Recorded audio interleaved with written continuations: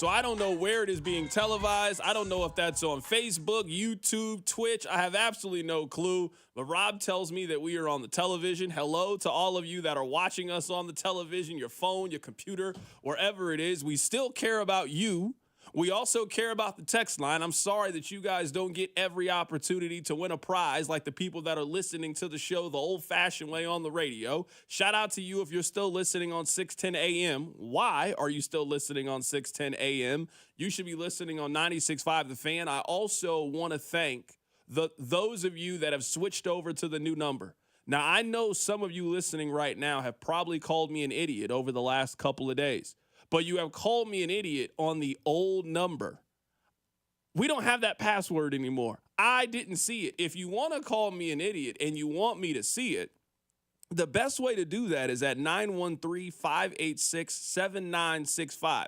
So if you want me to say hello, you guys send a test text. I'll reply to you, let you know that you texted the correct station. You can do that, but I just don't want you firing off your hot takes into the ether. I have not seen them. Fesco has not seen them. Alex Gold has not seen them. If you were sending it to the old number, send it to 913-586-7965. You also should use that number right now.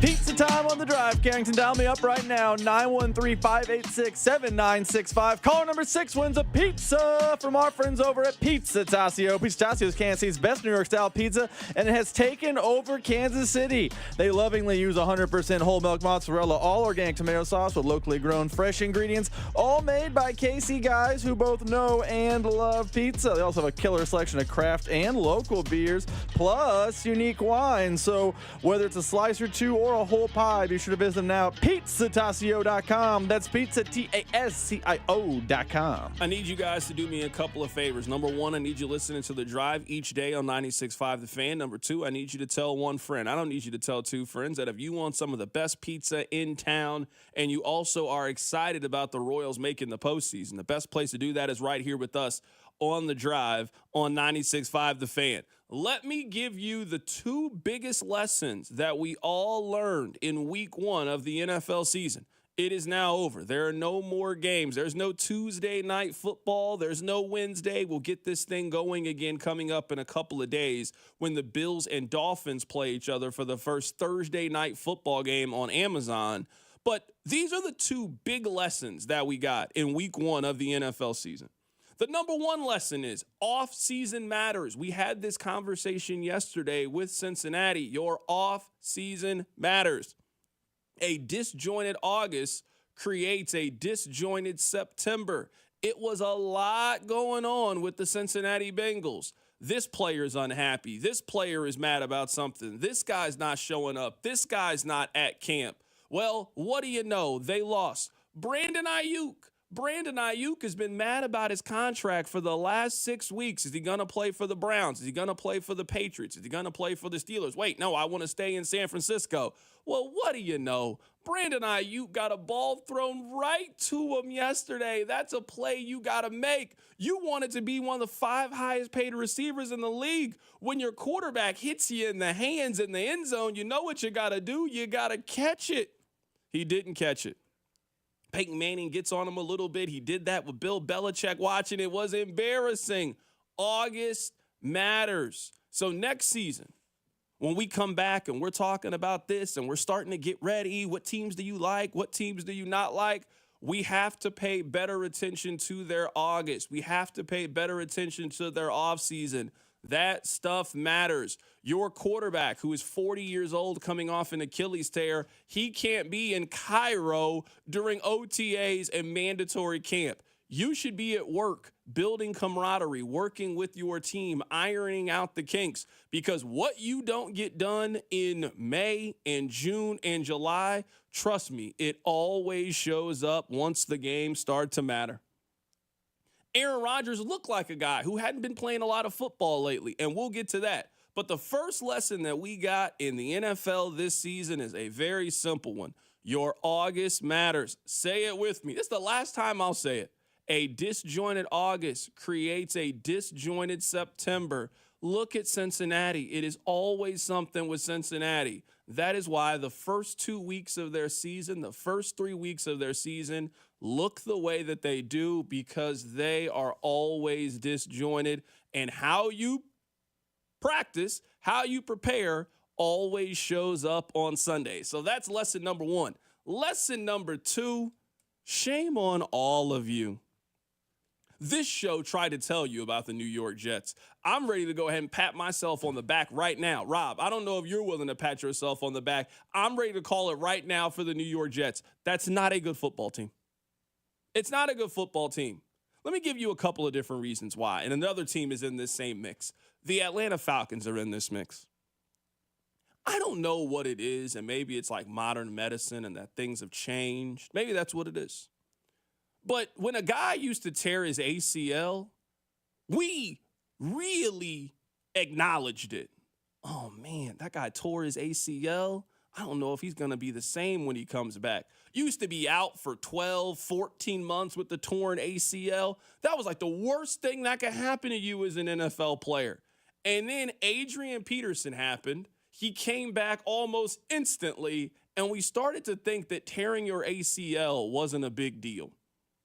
I don't know when we started doing that with Achilles injuries, where when you pop your Achilles and then you come back, you just come back as the exact same player, like you didn't have surgery, like you didn't have physical therapy, like you haven't been inactive in playing football. It is not like basketball. It's not like baseball. There's no simulating what they do. So if you're Aaron Rodgers and you haven't played a football game in 19 months, I don't care how you've been practicing, you can't simulate that. You're already old. You're 40 years old. Injuries matter. And I don't know why we do this, but we treat these athletes like they're superheroes, like they're Wolverine from X-Men, that your body just heals and you go back to the exact same player you were before the injury happens. Some of you have had surgery before, very serious surgery on your ankle, your back. Does your ankle feel the same that it did before? Does your back feel the same that it did before? Does your shoulder feel the same? Well, imagine if you tear something in your shoulder, they then try to reconstruct it. You then go through the physical therapy, and your job is to continue getting hit on said shoulder. That would have some effect on how you perform. That would have some effect on how that shoulder works. Somewhere along the way, we started treating Achilles injuries like they don't matter, like you just bounce back to being who you are. And maybe you can do that if you're 23. Maybe you can do that if you're 26 years old. Aaron Rodgers is 40. Kirk Cousins is 36 years old. And trust me, they played like it this weekend. Aaron Rodgers threw for 167 yards. 1 touchdown. He was not good. He was not good. Now, some of you might be saying this. Well, that's against San Francisco's defense. Okay. I mean, Kirk Cousins went against a good defense. Pittsburgh got a good defense. He threw for 155 yards, 1 touchdown, 2 interceptions. If you got a chance to watch either of those quarterbacks this weekend like I did, trust me, they were bad. Injuries matter. Your offseason matters. To quote The Wire, all the puzzle pieces matter. They fit. We treat injuries like they don't matter. We treat time off like you can just come back and instantly go back to being that guy. I'm not sure if Aaron Rodgers is ever going to be that guy. He looks old. And I said this all offseason. If you were telling me that your savior is a 40-year-old coming off an Achilles tear, I don't think you're making the postseason. I also think that the Jets have one of the 5 worst coaches in the National Football League. Wasn't he a defensive coordinator? Because nothing about that defense worries me. They didn't have Christian McCaffrey. They didn't have all of these things. They went down up and down the field against that Jets defense. The Jets, they are in line to fire their coach by week 6. They are not blaming Aaron Rodgers for what's going on. They are not going to blame Garrett Wilson for what's going on or Sauce Gardner. They're blaming Robert Saleh. You are 18-36 as the head coach. Trust me, they ain't got no problem getting rid of you. They will have Nathaniel Hackett take over in the interim. They will replace him next year with whomever Aaron Rodgers wants to be the head coach of that team. But I'm telling you right now, Robert Saleh, you are on the clock, my friend. That is not a good football team. So we all overreact to week one. That's kind of the fun of week one. We've been holding all these thoughts and opinions. You either get your opinions validated in week one or something changes and now you completely flip it. Hey, maybe the Patriots aren't as bad as I thought. Yeah, no, they are. They still are. They're as bad as you remember. But injuries matter, and it is a young man's game. You know we love an NBA comparison on this show. The NBA is a young man's game, and the Lakers are trying to do it with two 30-something-year-old individuals. Look at quarterback in the NFL. It is a under 30-something game, and the Jets are trying to do it with a 40-year-old, and the Atlanta Falcons are trying to do it with somebody who is 36 years old. That's not the way you're doing it. That's not the way Kansas City is doing it. That's not the way the Buffalo's doing it. That's not the way that San Francisco is doing it. That's not the way Detroit is doing it. You're doing it with the old guys in the club. It's really, really difficult. Aaron Rodgers has broken our brains on how feasible it is for you to play at a high level that late in your career. Because we saw Brady do it, so we think, well, all of them can do it. Russell Wilson couldn't do it. I'm not sure if Kirk Cousins can do it. Football is not a game that is best played by over 30-somethings. Football is best played by people between the ages of 25 and 28 years old. When you get in that time frame, you got a chance to be really special at this sport. After that, injuries, time, all of those things start to change you and you start to fall off a cliff. Some people are able to fight it off for as long as they can. Rodgers did it and Kirk Cousins has done it to some extent. But boy, this weekend, they looked old this weekend, absolutely old. We'll see how that changes. The Jets have the Titans coming up. That's another awful football team. We'll see if they can get back to winning ways. We'll also see if Atlanta can do so as well and dominate a division that feels like it's wide open. We're going to bounce back and forth between football and baseball today. Shout out to you guys that are watching the show today, the first day that we have streamed the show. We appreciate you. Coming up on the other side, let's talk baseball. Keep it right here. It's The Drive. The Drive with Carrington Harrison on your new home for K-State Athletics, 96.5 The Fan. Brought to you by DM Injury Law. Have you or a loved one been in a car wreck? Contact DM Injury Law today and get the money you deserve. Car wreck? Remember, Mike's got this. Hi, it's Derek Johnson, and I know there's nothing better than being part of a team. A group of great people you can count on and learn from. The Sheet Metalworkers, local number 2, are growing their team and looking for quality men and women who want to build Kansas City's future. While you're making KC a better place, you'll also get great pay and benefits while gaining lifelong skills. Explore the possibilities at sheetmetal2.org. That's sheetmetal2.org. And take a step towards a fulfilling and rewarding way of life. Finding an attorney can be an overwhelming process. Fortunately, since 1996, Mark Ferguson has helped thousands of Kansas Cityans during their time of need. Whether you're facing a traffic violation or a more serious crime, Mark and his team of seasoned, compassionate professionals are here to fight for you in all of your legal matters. Mark has built his career on integrity, knowledge, and an incredible reputation. Call Mark Ferguson at 816-203-2263. The choice of a lawyer is an important decision and should not be based solely upon advertisements. When your little one has a cold with a fever, try new DayQuil Kids Cold and Cough Plus Fever. It's the daytime coughing, aching, sore throat fever just for kids medicine. DayQuil Kids Cold and Cough Plus Fever offers fast, effective cold and fever relief for kids ages 6 and up with a delicious grape flavor that kids love. New DayQuil Kids Cold and Cough Plus Fever will help them feel better fast so they can get back to the fun stuff quickly. New DayQuil Kids Cold and Cough Plus Fever. Use as directed. Keep out of reach of children. Right now at Wendy's, you can get a small Frosty for $1. And literally everyone is going. The car behind you, going to get a $1 Frosty. The car ahead of you, already had one, going for a second. The person who cut you off earlier, you guessed it, $1 Frosty. Maybe it's all a sign for you to go get one. Just don't cut anyone off. No one likes that person. The iconic Frosty for $1, gotta be Wendy's. Limited time only at participating U.S. Wendy's. Not valid in a combo. Prices may be higher in Alaska, Hawaii, California, and via third-party delivery. Your coworkers might annoy you, but we promise we won't. Download the free Odyssey app and you can listen to us at work while you tackle your inbox or get ready for another meeting that probably could have been an email. Tune in late? You can rewind your favorite live shows to catch what you missed. And with Chapters, easily jump to the topics that you care about most, like the latest updates from your team. Your sports talk, your way. The Odyssey app. Download it today.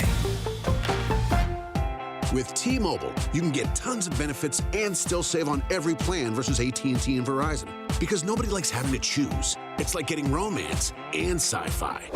Jane, I love you. Also, I'm a robot. Or being a dog person and a cat person. Who wants a treat? Who's a good boy? Or like being an extrovert and an introvert. Woo! This is so fun! I can't wait to go home. At T-Mobile, you don't have to choose. You can get the benefits you want and still save on every plan versus AT&T and Verizon. See how much you can save with our savings calculator at T-Mobile.com/switch. Plus, when you switch, you can keep your phone, and we'll pay it off up to $800. Via virtual prepaid card in 15 days. Qualifying unlocked device, credit, service, and timely redemption required. Card has no cash access and expires in 6 months. See T-Mobile.com. The best things in life, they come in twos. 2 scoops of ice cream, 2 tacos. And now for a limited time, get our best deal of the year. Buy any phone when you switch to Consumer Cellular and get 2 months of service free. That's right, the same fast, reliable nationwide coverage as Big Wireless, now with 2 months free. Proof the best things in life really do come in twos. Visit ConsumerCellular.com or call 1-888-FREEDOM. Second and third month of monthly base service fee waived for new customers with the purchase of a phone and activation by September 2nd, 2024. Taxes, fees, and third-party charges will apply. See website for additional details. Mom, meet Sarah. From first-time Nana moments. Yeah, welcome to Flight 101. To annual girls trip moments. Your can't-miss moments are worth protecting against RSV. If you're 75 or older or 60 plus with a chronic condition like asthma, COPD, heart disease, or severe diabetes, you're at higher risk of landing in the hospital from RSV. And there are no prescription RSV treatments. Check eligibility and schedule your RSV vaccine at vaxassist.com. So where should we go next? Sponsored by Pfizer. There's new Tropic Bowls in paradise at Tropical Smoothie Cafe. Enjoy our new Bahama Mama Bowl inspired by our fan fave smoothie flavors. Serving pineapple, strawberry, and coconut. Or dig into 32 grams of protein with our new Peanut Butter Protein Crunch Bowl. It's traffic time. 9 out of 10 hiring managers are having difficulty hiring. Robert Half is here to help. Our recruiting professionals utilize an award-winning AI to connect businesses with highly skilled talent. At Robert Half, we know talent. Visit roberthalf.com/talent today. You're listening to 96.5 The Fan from the Mission Plumbing, Heating, and Cooling Studios. Welcome to your new home for Chiefs football. 96.5 The Fan. All right, welcome back into the drive on 96.5 The Fan. My name is Carrington Harrison. Very happy to be here with you on this wonderful Tuesday. All right, I want to read a tweet to you guys. This is from Nick Capel. He is the Director of Media Relations for the Kansas City Royals. That is important to note because of the tweet. His tweet reads, Bobby Witt Jr. has 30 home runs. Aaron Judge has 51 home runs. If Bobby Witt Jr. played all of his games at Yankee Stadium, then Witt Jr. would have 38 home runs. If Aaron Judge played all of his games at Kauffman Stadium, then he would have 38 home runs. Later in the show, we're going to have Joel Goldberg. You guys are certainly familiar with him. He is the Royals pre- and post-game host for Bally Sports. I asked him, I'm going to give you an MVP vote. I want you to make the case for Bobby Witt Jr. over Aaron Judge. Here's what he said. But the numbers that he is putting up are historical. When you got a guy in Judge that's leading in homers, RBIs, OPS, OPS plus, WAR, on and on and on. But he and Bobby Witt Jr., we ran a graphic last night, have a WAR of, at least before last night, like 9.6 each of them. And we were rattling off the players since 2020, or pardon me, since 2000, that have had a 10-plus WAR, wins above replacement, in a season. Bonds did it 4 times. A-Rod did it once. Mookie Betts did it once. It's all names like that. Mike Trout did it twice. If Aaron Judge gets to 10, he's going to have done it twice. My point on that is that he and Bobby Witt Jr. are neck and neck there. So my argument on Bobby Witt Jr. would be, I think there's 2 or 3 things I would say. One, very few people in the history of the game have had a season like he's had, statistically. That may be as much a product of just his very unique skill set. We've seen power hitters before. We've seen some version of an Aaron Judge before. We very rarely have seen this type of version of what we're getting from Bobby Witt. The speed and power combination, the leading the league in hits and batting average. That was Joel Goldberg. We're going to play that full conversation for you guys coming up in the 4 o'clock hour. Now, I would love to ride with Bobby Witt Jr. I really would. But we don't have to do this in relation to Aaron Judge and the season that we're having. Rob, I don't know if you're familiar with the most recent Twitter back and forth, but it's debating on who should have done the halftime. Should it have been Lil Wayne or should it have been Kendrick Lamar? I'm not going to tear down Lil Wayne to try to build up Kendrick Lamar or vice versa. We're talking about two GOATs, two legends. I'd have been happy with either one of those guys doing the Super Bowl. For all the years that I had to sit through U2 or Bruce Springsteen or The Who, the fact that I get to hear Humble during the Super Bowl halftime show, you will not hear a complaint out of me. You got two all-time legends, two great choices. These are two great baseball players. We don't have to try to take away from what Aaron Judge has done to build up what Bobby Witt Jr. is doing. With all of that said, this is not close, friends. I say that as somebody who is a huge Bobby Witt Jr. fan, just like you guys. Aaron Judge, this is just on the road.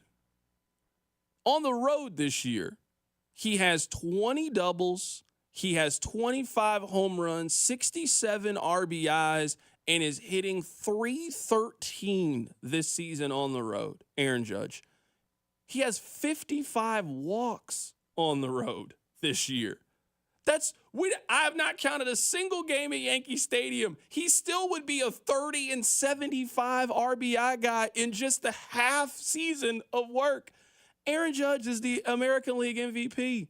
Bobby Witt Jr. is going to finish second in the MVP vote. It's incredible. At under 25 years old, Bobby Witt's going to win a couple of these by the time he's done. He's too good of a player. He's too versatile of a player. He is going to win an MVP at some point in his career. He is just not going to win this MVP because it seems very obvious on who should win the award. And the person who should win the award is Aaron Judge. He has 51 home runs, 126 RBIs. He has 117 walks. He has 45 more walks than Bobby Witt Jr. does this year. He's slugging almost 700. It's just not close this year. We're not going to use Yankee Stadium as a knock. That stadium has had the same dimensions our entire life, and guys have not consistently been putting up the numbers that Aaron Judge is in. You can give him this award. Hey, you got it. You got it. The same way that in the MVP, sometimes you just got to give it to Mahomes. Hey, man, he won it, man. Hey, he just better. Aaron Judge this season, I'm sorry, the numbers are a little bit better. They jump out. I think you got to give Aaron Judge the award. I don't really think it's that close this season. I wonder how much of it being not close is based on accounting statistics, because a lot of the nerdcore analytics, like I saw this floating around Twitter or X or whatever they're calling it nowadays, doesn't matter. I saw this floating around that site the other day that Bobby Witt's F-WAR had now surpassed Aaron Judge F-WAR, whatever that means. The point of it is, Bobby Witt is doing more for his team than Aaron Judge is. And yes, RBIs, home runs, those things are favoring Judge. But I'm curious if this ends up looking like, remember the year Zach Greinke won Cy Young and he was sub 500 win-loss, and there was a big argument in the baseball community. Do wins-loss matter anymore still? I don't know this is going to change the way we look at baseball, but the super advanced nerd core analytics, even the numbers that Vern thinks, those are a little deep cut, those tend to favor Bobby. So I'm curious if your average MVP voter cares about that, or are they going to look at, home runs, and it's so overwhelming? Yeah, I don't even know what F-WAR is. You could have just completely came up with that. You know what? I don't really like stats. I don't like stats that you can't explain to me how you came to the conclusion. Like, we all understand how you get to quarterback rating, right? Like, it's kind of simple. It's kind of straightforward. Like, I can explain to you how we get to that. Rob, can you tell me how they determine win probability? Can you explain it? I have no clue. It just pops up, and then people argue it like it's the gospel. Can you explain to me how a Pro Football Focus ranking works? I'm not saying that these stats don't matter, but F WAR? That's the argument? That he has a better F WAR? If you're making the argument, someone on the text line says, hey, I saw a stat that said if they swapped home stadiums, they both would have 38 home runs. We read that stat. Perfectly fine. Aaron Judge, he's had a better offensive season this year. If you just take road games, Bobby Witt Jr. has hit 17 home runs, 46 RBIs. He's hitting 290 this year. Bobby Witt Jr. is hitting 378 at Kauffman Stadium. That is just absolutely mind-blowing. Aaron Judge has been better than him on the road. All right, take the home games away. Perfectly fine. Away from their respective stadium, Aaron Judge has been better than him. He has more home runs, more RBIs, is hitting for a higher average, has a higher on-base percentage, a higher slugging percentage. This is not me trying to put down Bobby Witt Jr. He has been the second best player in the American League this year. He's just not the best. That's okay. We don't have to try to poke holes in how great Aaron Judge has been to try to get Bobby Witt an award this year. He doesn't deserve it this year. He'll get one next year, 2 years from now. Bobby Witt Jr. will have his MVP, and it will be undeniable that he is the MVP. The same way that I think this year it's undeniable that Aaron Judge is the MVP in the American League. I think that point is the most hard-hitting point you've made in a long time. I wonder if Royals fans in Kansas City for a long time had a little bit of little brother syndrome. Oh, the East Coast guys are just taking all our... That's not the case anymore in the NFL, and I don't think that's going to happen in baseball. Aaron Judge is going to probably beat him this one time. But Bobby Witt Jr. is going to end his career as an MVP. He will probably end his career with multiple MVPs if he stays healthy. He's 23 and did this. This is like Patrick Mahomes having that MVP season his first year as a starter. You figure more greatness is on the way. So if Royals fans are trying to find crazy stats like the F WAR one I mentioned, or someone on the text line is explaining how, Bobby plays a more premium defensive position and plays his position better defensively than Aaron Judge. Those things are true, but if Bobby continues to ascend and look like the player we are seeing this year, he's going to have hardware. He's going to have not just, silver slugger or things like that. He's going to have real hardware. So I wonder how much of this, I hate Aaron Judge, is part of that syndrome Kansas City has had about the East Coast bully taking it from the Midwest guy, but Bobby's going to get his. I want to play one more Joel Goldberg cut for you guys. You can hear the conversation in full coming up in the 4 o'clock hour. I asked Joel a simple question. It is 5-4 in the 7th inning of the Royals' first playoff game. Who are you bringing out of the bullpen? How are you going to get through these next 3 innings to help guide the Royals to a win? Joel Goldberg has been at every Royals game this year. Here was his answer.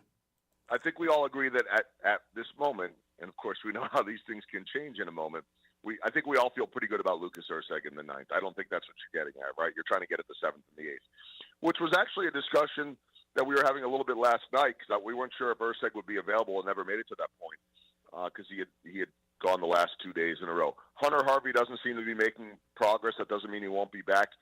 I would have liked to have thought that he would have been the 8th inning guy, so let's rule that out right now. At that point, I think that John Schreiber's in there somewhere. I think that's going to be a little bit based on matchup and, do you need a ground ball, that type of thing, versus a strikeout. I want to give you 2 names that to me right now are intriguing only because I didn't ever expect them to be in the discussion. And that would be Chris Bubich and Daniel Lynch.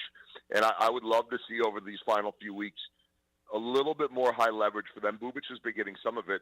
Lynch has been coming in for 2 or 3 innings, but both of those guys at times have looked really unhittable. Is it possible that just being aggressive and coming out there for an inning could be what it takes? So I think John Schreiber's in that mix somewhere. And then, all of them have been decent out there. I just don't know exactly who that 8th inning guy is yet. I do think that they have some nice options at this point, but I would like to see a little bit more of Lynch and a little bit more of Bubich, 2 guys we thought whenever they made it back might be in the rotation at some point. This goes without saying, and I don't disagree with what Joel Goldberg had to say, and I'm excited to play that conversation for you guys in full later on today. We are at the second presidential debate. If you don't know who your 8th inning guy is at this stage, you don't have an 8th inning guy. If you're still trying to figure that out with less than 20 games to go in this season, you do not have that individual. I agree. They have a 9th inning guy. I trust Lucas Erceg in that situation. If it is a 5-4 game and you need somebody to go out there for a save, to get you out of that situation, to close the game out, I trust Lucas Erceg to get those 3 outs. The problem is they have to get the 6 outs before they get to the final 3. You know how I say that your weaknesses, you usually have to overcome them in the postseason. If you got a turnover problem in the NFL, you're going to have to protect the football if you want to advance in the postseason. If you can't make free throws, if you can't shoot in basketball, at some point you're going to have to knock down shots to get there. If the Royals are serious about not just going to the playoffs but making noise, you got to figure out a way to close out 5-4 games. You got to figure out a way to win a 6-5 ball game heading into the 6th inning, and your starter didn't give you a great start, but you got the lead and you got to hold on. The Royals in 2014 could do that. The Royals in 2015 could do that. I don't know if the Royals in 2024 have the capability of winning that game, which would be on the road against a really good team. Rob, are you confident if it's 5-4 and they're on the road in Houston and that game won and they got a chance? No, not right now. They lose. And if Urseg's going, I feel confident. But everyone else, there's going to be an element of a little sweat, a little fingernail chewing, a little nerve. I will say, and Joel made this point, and you said we'll play the entire interview today at 4:15, and I'm excited to hear the entire interview. But I would like the Royals to use these next 17 games to try to get, some opportunities in high leverage for guys that weren't high leverage guys at the beginning of the season. Like we opened the show with yesterday, the Royals are a playoff team. Barring a monumental collapse with 5 up on the 3rd wild card with 17 to go, you're pretty confident that you're a wild card team at the least. So do what Joel said. Hey, we know James MacArthur in high leverage is bad. We know Lucas Erceg in high leverage is good. We know John Schreiber is okay in high leverage. We don't know about Chris Bubich. We don't know about Daniel Lynch. Let's find out. I know you're not a guarantee for the playoffs. It's not the same as Week 17 in the NFL when the Chiefs last year were playing backups. But you feel pretty confident, so why not pick your spots to try some stuff and figure out if people work in certain roles and kind of tinker with things heading into the postseason? Because I would be a lot happier as a Royals fan if in 3 weeks from now when the season is over and we're talking about a postseason series in Kansas City, if me and you were saying, hey, who do you feel confident in the 8th? There were names on the list, not name. That would make me feel better. So use these 17 games to find more options. See what you got, because there's no White Knight coming in from Omaha. There's no White Knight coming in via trade. Hunter Harvey doesn't seem to be healthy, so he doesn't seem to be a real option. Let's not just keep doing the same thing over and over again. Let's do some testing and some tinkering and find out some things the next 17 games. We might be the only show in the city that has the ability to make this transition, so let's make it. Can I share something with you that has been on my heart for the last week or so? Now, I don't know how this is going to be received on the text line, 913-586-7965. I don't know how the people watching this on Twitch, hello to you, I don't know how they're going to receive this, but this is the conversation that we need to have. I'm worried about Happy Gilmore too. I really am. You remember, Rob, I was excited about Coming to America, the sequel. I was excited about it. And then I saw it and I was like, okay. I mean, I didn't hate the movie. Also didn't love the movie. Don't ever need to watch it again. Have you seen the cast for Happy Gilmore 2? Now they're bringing back the 3 people that you need to bring back. You're bringing back Julie Bowen. You're bringing back Shooter McGavin. You're bringing back Adam Sandler. Now, I don't know if they're going to be on the senior PGA Tour. I don't know what the storyline's going to be for Happy Gilmore 2, but I'm at least willing to give it a try. They're adding too many celebrities, man. They just added Bad Bunny in this movie. Travis Kelce is in this. They're just adding famous people. Normally, when your favorite movie tries to do a reboot and they just start adding a lot of celebrity characters, I don't know, man. I don't know. I've got my doubts about Happy Gilmore 2. I really do. Maybe I shouldn't, because the first Happy Gilmore did have Bob Barker, an iconic scene. I don't know, man. Feels like they're adding way too many celebrities. This is a Netflix release. This isn't even in the box office. This is the Adam Sandler straight to Netflix. This is a straight to DVD release for Happy Gilmore 2. I've got my questions, man. How worried are you about Happy Gilmore 2, a comedy classic, a movie that we all love? Who doesn't love the first Happy Gilmore movie? It's an undeniable comedy classic. They're trying to bring this movie back 30 years later with Bad Bunny. Has Bad Bunny ever played golf before? Why is he in this movie? What's his role in this movie? I've got questions, man. I understand the concerns. I truly do, because... Oh, hold on really quickly. And someone's saying, C-Dot, they're going to have Sydney Sweeney and what's that girl's name? Paige Sporanic. They're going to have her. The golf girl? Even more reason to be, why is Sydney Sweeney in Happy Gilmore 2? Her acting chops? Yeah, what are we doing here? Why is she in this movie? You saying that did not convince me that this movie is not going to stink. It sounds bad. It really sounds bad. This has Rush Hour 3 vibes written all over it, man. This has Zoolander 2 written all over it. Too many celebrity cameos in the movie. There was something special, something magical about the first one.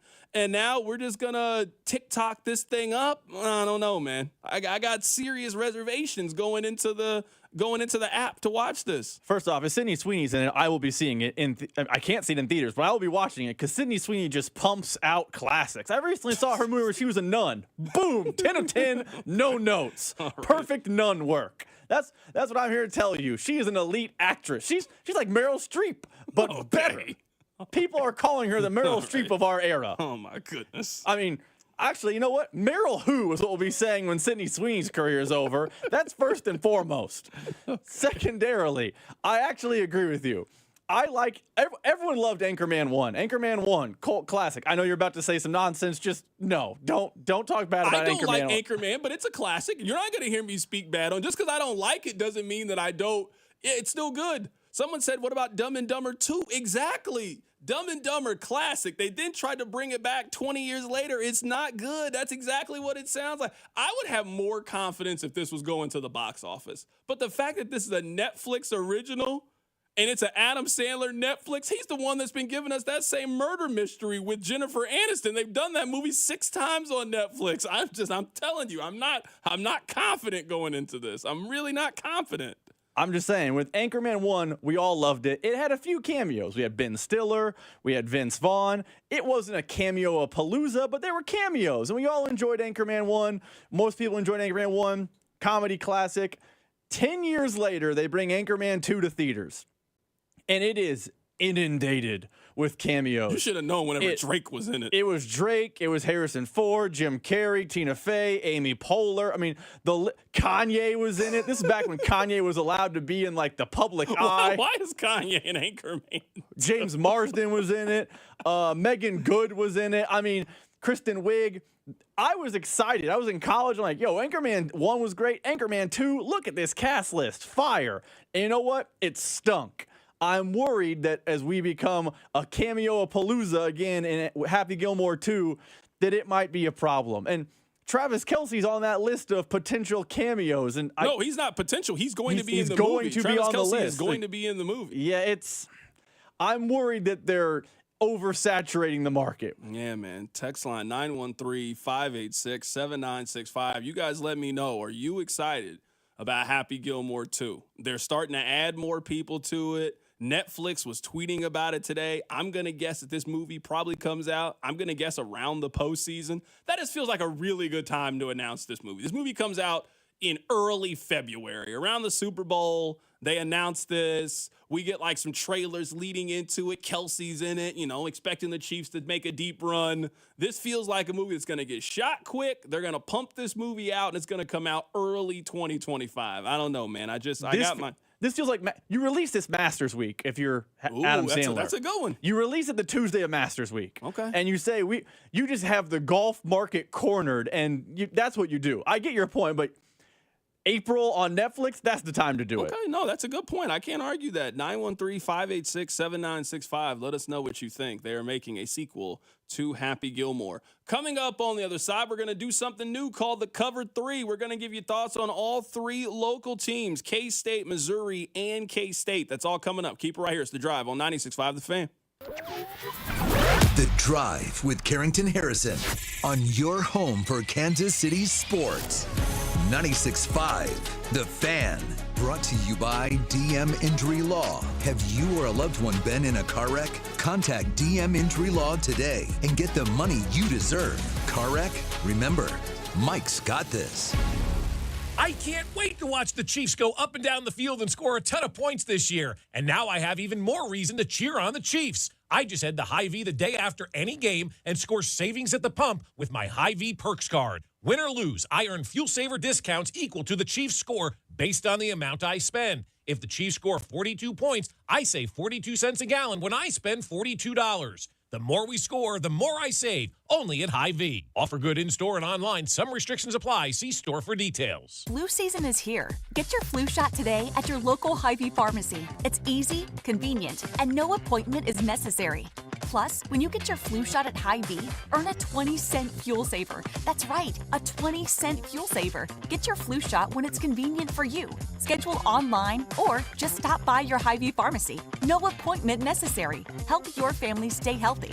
Get your flu shot and get a 20-cent fuel saver only at Hy-Vee.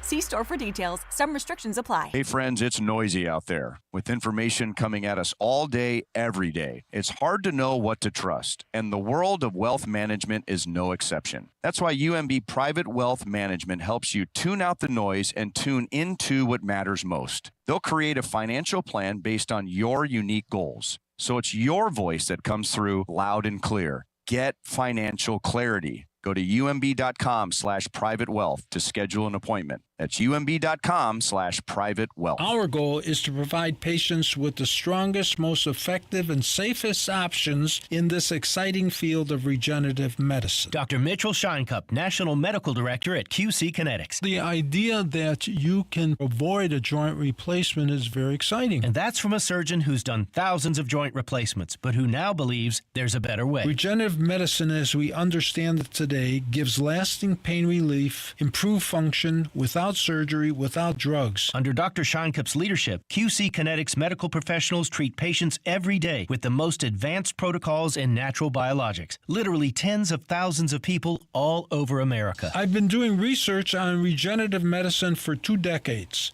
This is the future of medicine. Call QC Kinetics for your free consultation. Call QC Kinetics, 816-412-6299. That's 816-412-6299. 816-412-6299.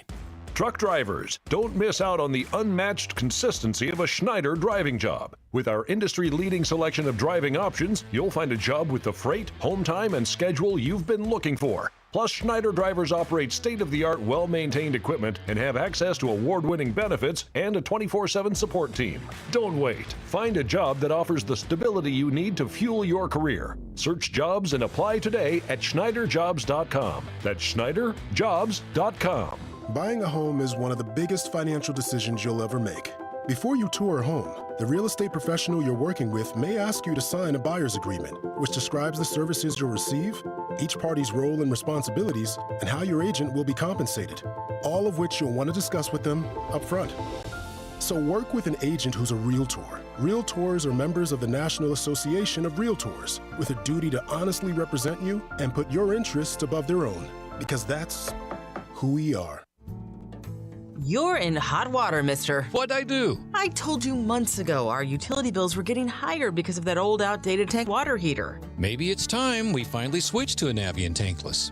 Learn about Navient's high-efficiency tankless water heaters, endless hot water, all while helping you save on your energy costs. Hey, look at this. Our utility bill is lower since we got the Navien tankless water heater. Who's in hot water now? We are, all the time. Learn more at tanklessmadesimple.com. Prescriptions require an online consultation with a healthcare provider who will determine if appropriate. Restrictions apply. See website for details and important safety information. Subscription required. Price varies based on product and subscription plan. Hey guys, did you know there's a generic form of Viagra that works just the same but is 95% cheaper? And you can get it online at hims.com/joy. Through Hims, you'll get a free medical consultation to determine the ED medication that's best for you. Discreet shipping if prescribed, a 100% online process, and a range of treatment options, including trusted generic alternatives to the name brands, at up to 95% off. ED is personal, and at Hims, so is treating it. Just go to hims.com/joy and get connected to a licensed medical provider online for free with zero copay, no expensive appointments, and no awkward face-to-face conversations. To start your free online visit, you need to go to this exclusive address, hims.com/joy. That's hims.com/joy for your free online visit. HIMS.com/JOY. Calling all Kansas City football fans to downtown Las Vegas. Join us at Circa Resort and Casino this October for the ultimate game day getaway. Huddle up at Overhang Bar with 96.5 The Fan for our pregame tailgates on Fridays with drink specials and giveaways, including a pair of game day tickets. Then catch all the action at the world's largest sportsbook or lounge in the center of it all at America's favorite place to watch football, Stadium Swim, featuring 6 pools and a massive 143-foot screen. To book your Huddle Up experience, visit circalasvegas.com today. This afternoon, expect sunny skies with a high of 85. Weather brought to you by Indeed. Make the hiring process work for you. With Indeed's end-to-end hiring solution, you can attract, interview, and hire candidates all from one place. Start at Indeed.com/credit. Welcome to your new home for Royals baseball. 96.5 The Fan. All right, welcome back into the drive on 96.5 The Fan. Coming up at the top of the hour, we will get back to the NFL. Let's go through a storyline for each of the 3 local schools. You know what? I'm in a K-State mood to kick things off. Tell your K-State friends that we like their team. I know the K-State fans will have you believe that no one talks about them and no one likes them. That's not true. We like them on this show. We are friends to all Eco Cats. I'm trying to go to the game this week. So if you got a tailgate, let me know because I'm trying to pull up. I'm trying to eat. Do we think K-State has good tailgates? Now that I'm thinking it out loud, I don't. Never mind. You know what? Hold on. No. Look. I'm about to say that's about K-State. What a crazy world. I've tailgated in Manhattan before. It's a time. It's like tailgating with Buffalo Bills fans. Okay, that was a positive. If you tell me, hey, come to my tailgate, it's like being in Buffalo, New York. You know what, my brother? I'm not coming to your tailgate. That's not the tailgate that I need to be a part of. Are they having the quality eats at the Manhattan tailgate? Because I don't know, man. I'm not 100% sure. It feels like it's a lot of hot dogs and hamburgers at the K-State cookout, man. I don't know if they really throwing down. You know what? On second thought, let me just stop at Taco Lucia on the way in, man. Let me just stop and get something to eat. I'll meet you guys mid-first quarter on the way there on Friday. I don't know if I'm coming to the tailgate so I can have your 2 Oscar Mayer hot dogs and that big bag of chips. I don't, you know what? On second thought, I will not be in attendance. But related to K-State, they got one of the better running backs in the portal in Dylan Edwards. You guys know, 4-state recruit from Kansas, went to Colorado. Now he's at K-State. For some reason, they don't like giving him the ball. Here's the coach. One, we need to find ways to get him the football more. That's a pretty simple concept that I've challenged or addressed with our offensive guys. The second part of it is we are not on the field enough offensively. And last week was more the defense's fault that we were on the field for 55 plays. Typically, we're on the field for 70, 75 plays. The first 2 games we've been at 55. And the first game was basically 40 because Dylan didn't play or starters didn't play the last 15 plays. So we've got to get more plays because I'd like to see Avery with the ball more in his hands. I'd like to see Dylan with the ball more in his hands. I'd like to see what you guys like to see. Let's get the ball downfield to our wide receivers. Well, our sample size is so small in the fact that we've had 55 plays in the first 2 games. And the first game we had basically 40 because we had our backups. And we've got to get drives started so that we can get 70, 75 plays. And then we've got to get off the field on defense. I am not saying this to be sarcastic. That is the best answer that I've ever heard Chris Kleiman give. It is the most detailed. It is the most direct. It is the best answer I've ever heard him give. It is also explained when you look at the stats. On Saturday against Tulane, Tulane had the ball for 33 minutes. K-State had the ball for 26 minutes. So they lost the time of possession. Other team just ran more plays than they ran. So the point that he is making, it really comes down to a usage thing. Well, we didn't have the ball a whole lot, so we can't get everybody involved. We have to do a better job in getting him the football. Why I think this matters, why we are talking about it is when they've given him the ball, he's actually been really good this year. They gave him the ball 5 times in the first game. He had 43 yards and he scored a touchdown. They gave him the ball 4 times on Saturday against Tulane. He had 54 yards and scored a touchdown. I had a 27-yard run on the play. This is crazy. I know, it's wild. Give your best player the football. Allow him to make plays. Did you guys know that he already has more rushing touchdowns than he had at Colorado? He got 76 touches in Colorado in the run game, scored 1 touchdown. He has 9 carries at K-State, already has 2 touchdowns.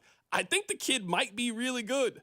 Do a better job in getting him the football. I am happy that the head coach acknowledges this. I am happy this is something that he is having a conversation with about his staff. You know what? No reason to get all up in arms about this. Let's see what happens on Friday. I think Friday is going to be a great environment. I saw it's the first non-con ranked team to come to Manhattan in over a decade. It's a big, important game. It's Fox. It's a Friday night, 2 ranked opponents. I think Manhattan is going to be special on Friday. I think they're winning the game. I know a lot of people have Arizona as a popular upset pick. I got it. Makes sense to me. Great quarterback. Might have a Heisman contender at wide receiver. Arizona is certainly capable of going in and winning this game. First time on the road in Manhattan, Friday night, road college football game. Those are just really tough spots to go in there and win.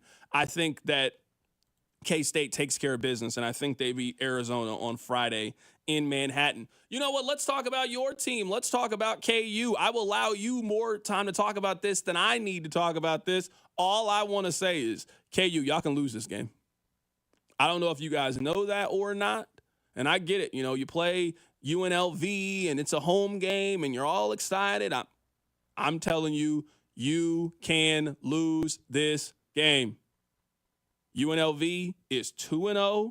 Last year's UNLV team went 9-5. You guys obviously know them very well. You played them in a bowl game. This has a chance to be a good competitive game, especially because last year you guys were better at quarterback than I think you are right now. You scored 49 points back the day after Christmas against UNLV. I don't know if you're scoring 49 points in this game. I saw the spreads around 7.5. I think UNLV is capable of coming into Sporting Park and turning a lot of you away unhappy with how it turns out. I got KU on upset alert here on Saturday. I mean, it's Friday night, by the way. Friday night at CMP.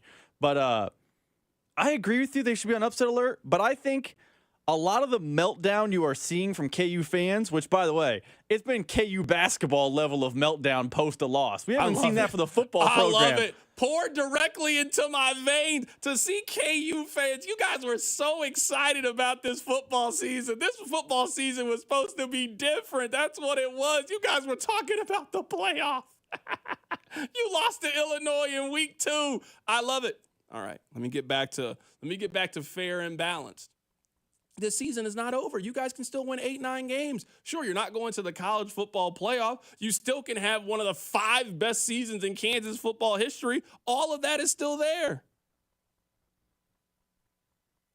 I would also say KU can squelch a lot of those meltdown nerves if they come out and they thump UNLV. Now, I don't think they're going to thump UNLV. I think they probably win. I think the spread's too high, but I think they can win because I think there were plays they left on the field against Illinois. But if you come out and thump UNLV, a lot of that fan confidence returns overnight because their Big 12 schedule is at West Virginia. That's a toss-up game. And then TCU at home, Houston at home. You have Colorado at home. You're on the road at Arizona State, who's okay. Like, I think one quality win and the meltdown may end for KU fans.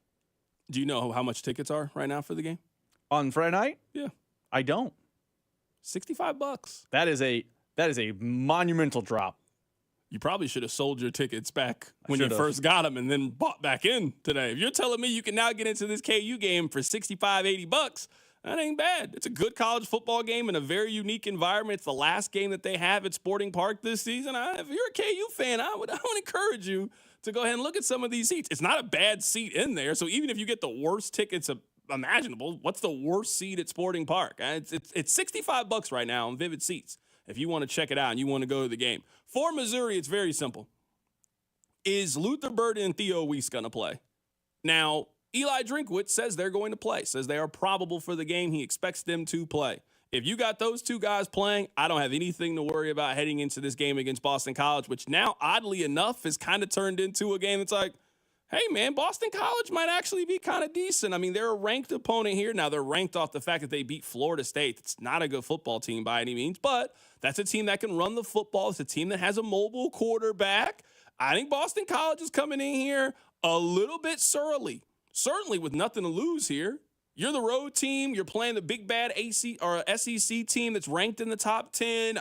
If you're coming in, if you're Boston College, we've already gone on the road and beat Florida State. That was a top 10 ranked team. What's stopping us from going on the road and doing the exact same thing to Missouri? Now, I don't think Missouri's defense is going to let that happen. Missouri's defense has been the best unit here locally of all the 3 local schools. Their defense hasn't allowed a point yet. Teams are averaging less than 4 yards a play against this defense. They have been phenomenal. We'll obviously talk more college football over the course of the week, but wanted to give you guys one thought on each of the 3 local schools. Coming up at the top of the hour, there's a problem going on in the NFL. We'll tell you what it is. Keep it right here. It's The Drive. The Drive with Carrington Harrison on your new home for Chiefs football. 96.5, The Fan, brought to you by DM Injury Law. Have you or a loved one been in a car wreck? Contact DM Injury Law today and get the money you deserve. Car wreck? Remember, Mike's got this.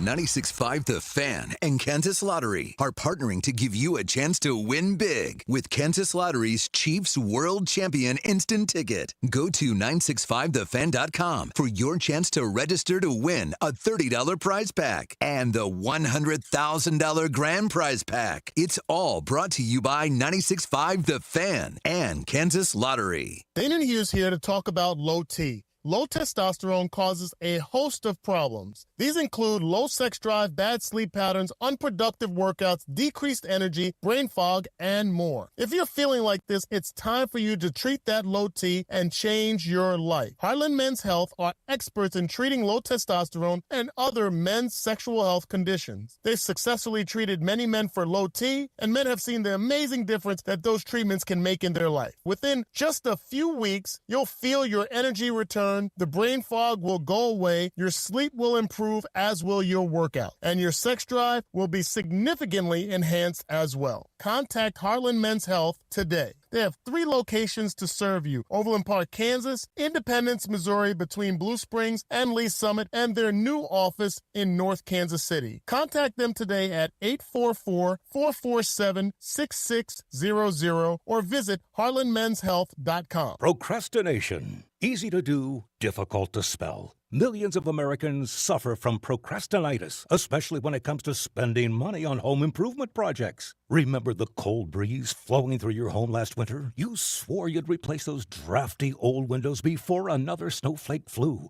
Well, procrastinators, there is a cure, and that cure has a name, and that name is Thermo King. They sell and install super premium triple glass reinforced replacement windows. And the best part? They sell them for the same price as standard double glass windows. That's right. Get Thermo King's wind chill busting triple glass windows with twice the insulating barriers as double glass windows, but for the double glass price. One call to Thermo King, and your home will be sealed up tighter than bark on a tree. And you'll start saving money on your energy bills immediately. Schedule your free, no-obligation window consultation today. 888-KING-WIN or online at thermokingwindows.com.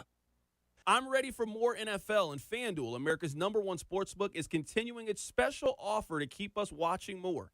Now through September 22nd, all FanDuel customers, every single one, can bet $5 and get a 3-week free trial of NFL Sunday Ticket from YouTube and YouTube TV. Then with the YouTube TV base plan, you can watch every single regular season Sunday afternoon game out of market. All you need is a Google account and a current form of payment that you can cancel anytime. All you need to do is visit FanDuel.com, use my promo code CDOT to download America's #1 sportsbook app. FanDuel Sportsbook is the official sports betting partner of 96.5 The Fan. 21 and present in Kansas. Full price of NFL Sunday Ticket will automatically be charged seasonally after free trial. No refunds, terms, restrictions, and embargoes apply.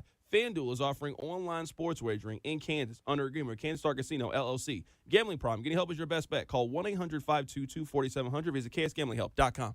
Brought to you by Blue KC is the Coaches with Character program. Do you know a rock star high school coach in your district? Nominate them for the Blue KC Coaches with Character program at bluekc.com/nominate coaches with character. Let's make our coaches feel special and make our community a better place to live, work, and play. Right now at Wendy's, you can get a small Frosty for $1. And literally everyone is going. The car behind you, going to get a $1 Frosty. The car ahead of you, already had one, going for a second. The person who cut you off earlier, you guessed it, $1 Frosty. Maybe it's all a sign for you to go get one. Just don't cut anyone off. No one likes that person. The iconic Frosty for $1, gotta be Wendy's. Limited time only at participating U.S. Wendy's. Not valid in a combo. Prices may be higher in Alaska, Hawaii, California, and via third-party delivery. Our Labor Day savings start now at Lowe's. Right now, buy one, get one free on Valspar Reserve or HGTV Home by Sherwin-Williams Infinity or Showcase Interior Paint via Lowe's gift card rebate. Whether you're painting one accent wall or want to freshen up a whole room, we've got you covered. Because Lowe's knows savings. Lowe's knows home improvement. More terms and restrictions apply. See Lowe's.com/rebates for details. Valid through 9/4. This is the all-new 96.5 The Fan, your new home for K-State athletics. KFNZ FM and AM, HD1 and HD2 Kansas City in Odyssey Sports Station.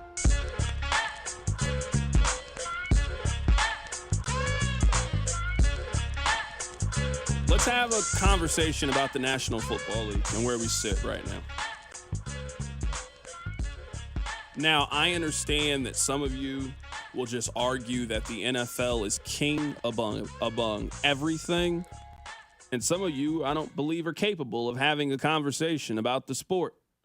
But that's what we try to do on this show sometimes. We try to challenge you guys. That's our job. The NFL has a quarterback and offensive problem right now. Now, I know some of you hear this as that the defenses have finally caught up to the offenses. I don't think that's entirely what it is. I think there are a couple of different things. Let's go through them. Number one, quarterback play is bad in the National Football League. There's really no other way to argue it right now. Quarterback play is bad. Let me give you guys a statistic. So in 2021, so not that long ago, there were 61 passing touchdowns in week 1 of the NFL season. There were also 61 touchdown passes in 2019. In 2020, it was 52. In 2022, there were 51. So just 2 seasons ago, there were 51 passing touchdowns in the first week of the NFL season. Last year, there were 37 passing touchdowns in the first week of the season. This year, it was 35 passing touchdowns in week 1. To give you guys a comparison for how many interceptions were thrown. So there were 35 touchdown passes that were thrown. There were 27 interceptions this week in the National Football League. So 35 touchdown passes and 27 interceptions this year so far in the National Football League. If you want to go through some of the numbers. Now, again, I understand that this is a very small sample size. There were only 2 quarterbacks in the league that threw for over 300 yards this season. It was Tua. He threw that in the first game of the season. Also, Matthew Stafford. Fair to note that that game also went to overtime as well. Only 2 quarterbacks in the NFL that threw for over 300 yards. Half of the teams in the NFL this week scored 21 or fewer points. There is an offense. There is a quarterback problem in the National Football League. A major reason why is offensive line. It's bad. It's really bad in the National Football League. I think the second thing is, and why I don't think Rob is willing to have this conversation, it is not a surprise to me as more and more people like Rob try to tell me that running back doesn't matter and that anybody can do it and that running backs are interchangeable, how the quarterback play continues to get worse and worse as the offensive line play has completely gone the other way, and also teams devalue the running back. It was so telling to me watching the Giants this offseason where they're sitting there, and these are people that know football.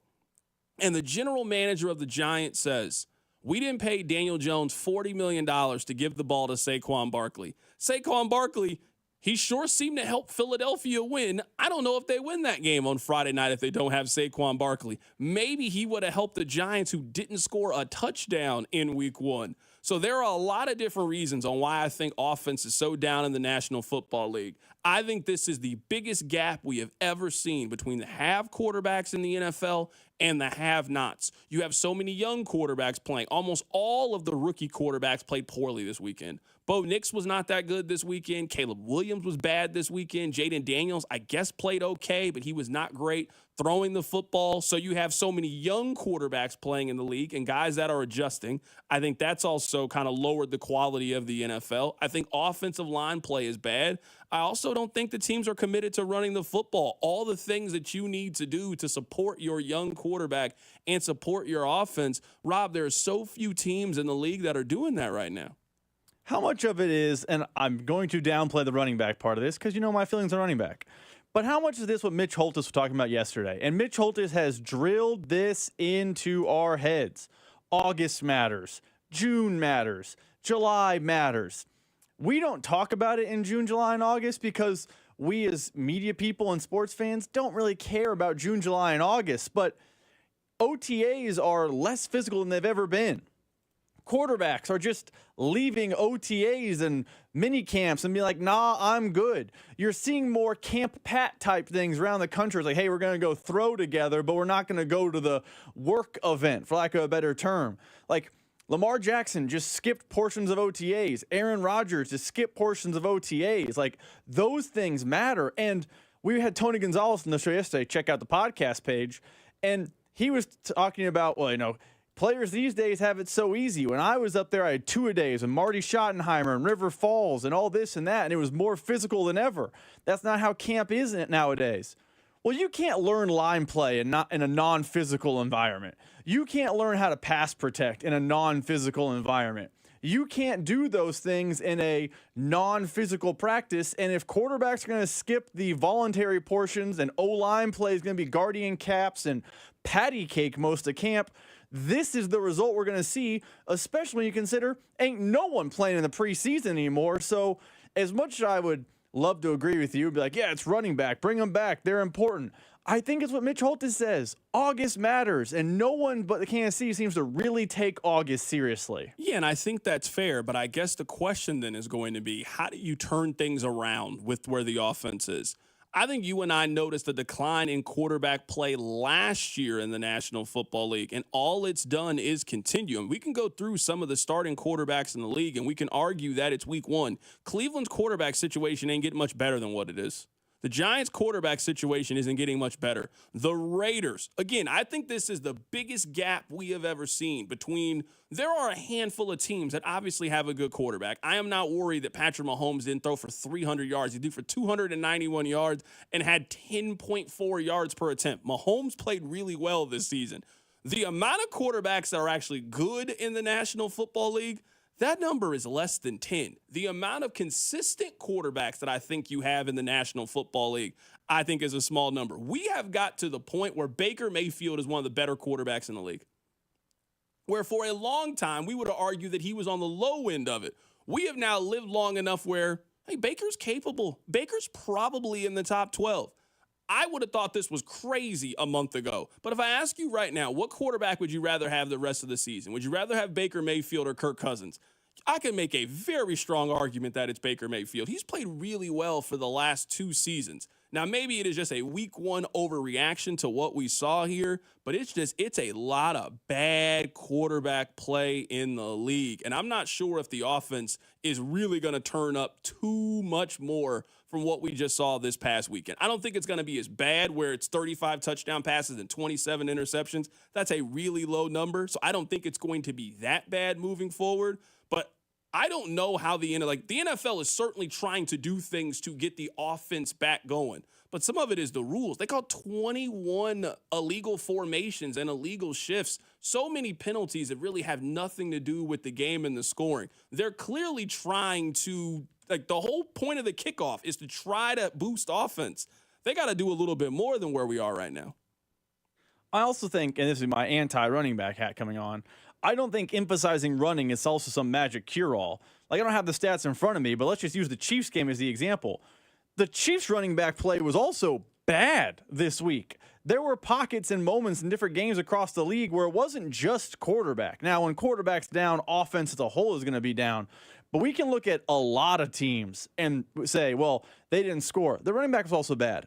Packers, Eagles. I know this as a proud FanDuel bettor as Josh Jacobs' anytime touchdown. He was bad for the Packers on Friday night. So I understand the leap you're making, but I don't think they're just, hey, let's reemphasize running is a magic cure-all to the offensive issues that are plaguing the league. Text line 913-586-7965. C-Dot, is this a problem? Maybe the league is catching up. Defensive ends being the best athletes on the field. I agree with you. I think one of the bigger problems right now is that D ends are so far ahead of offensive players.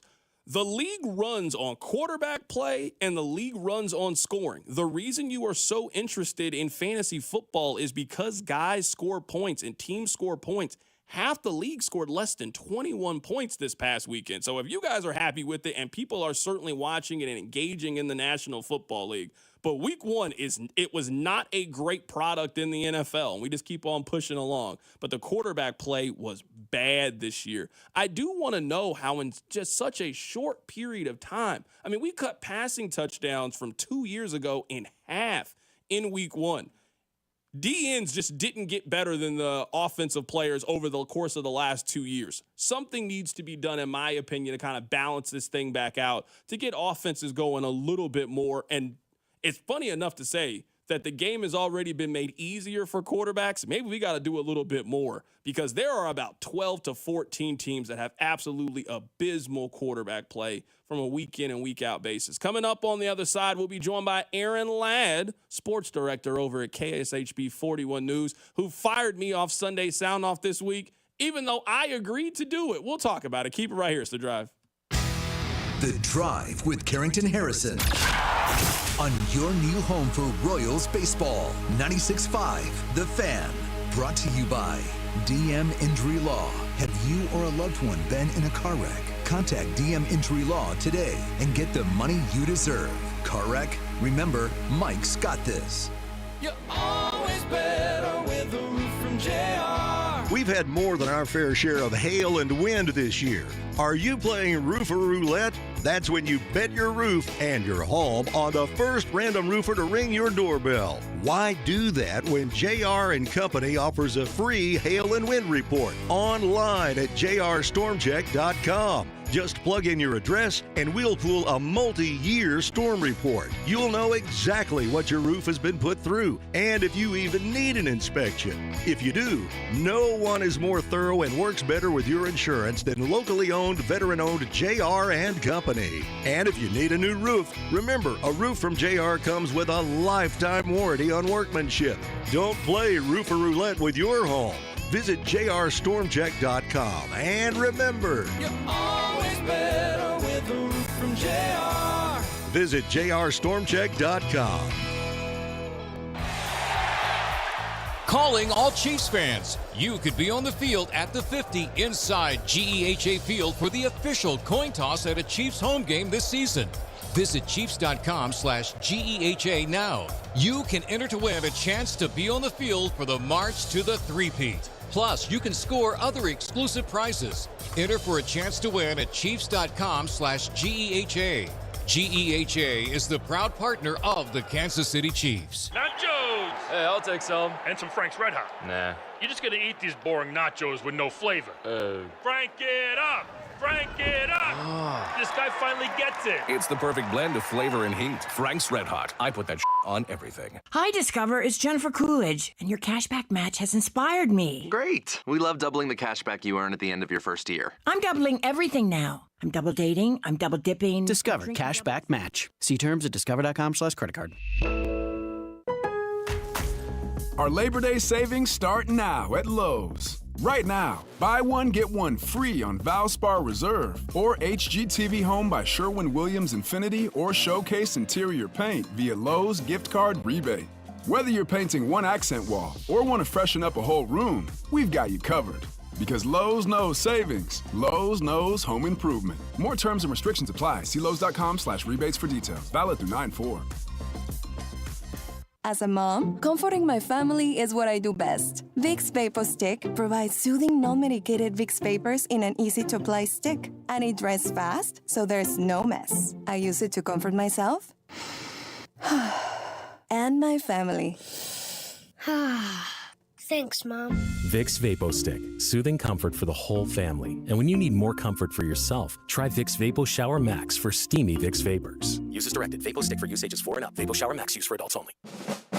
Winchester at Lake City Army Ammunition Plant in Independence is the largest manufacturer of small caliber ammunition for the U.S. military. They're hiring technicians starting at $26.72 an hour with a $1,000 hiring bonus. Excellent day one benefits include medical, dental, educational support, paid time off, and company retirement contributions up to 8%. Join Winchester and serve the U.S. warfighter. It's more than a job, it's a mission.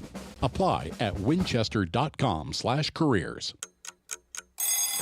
You've been waiting, and now is the time. Golden Oak Lending has fixed mortgage rates at 4.875%. But don't wait, this rate won't last forever. Call today and take advantage of our low 4.875 fixed rate.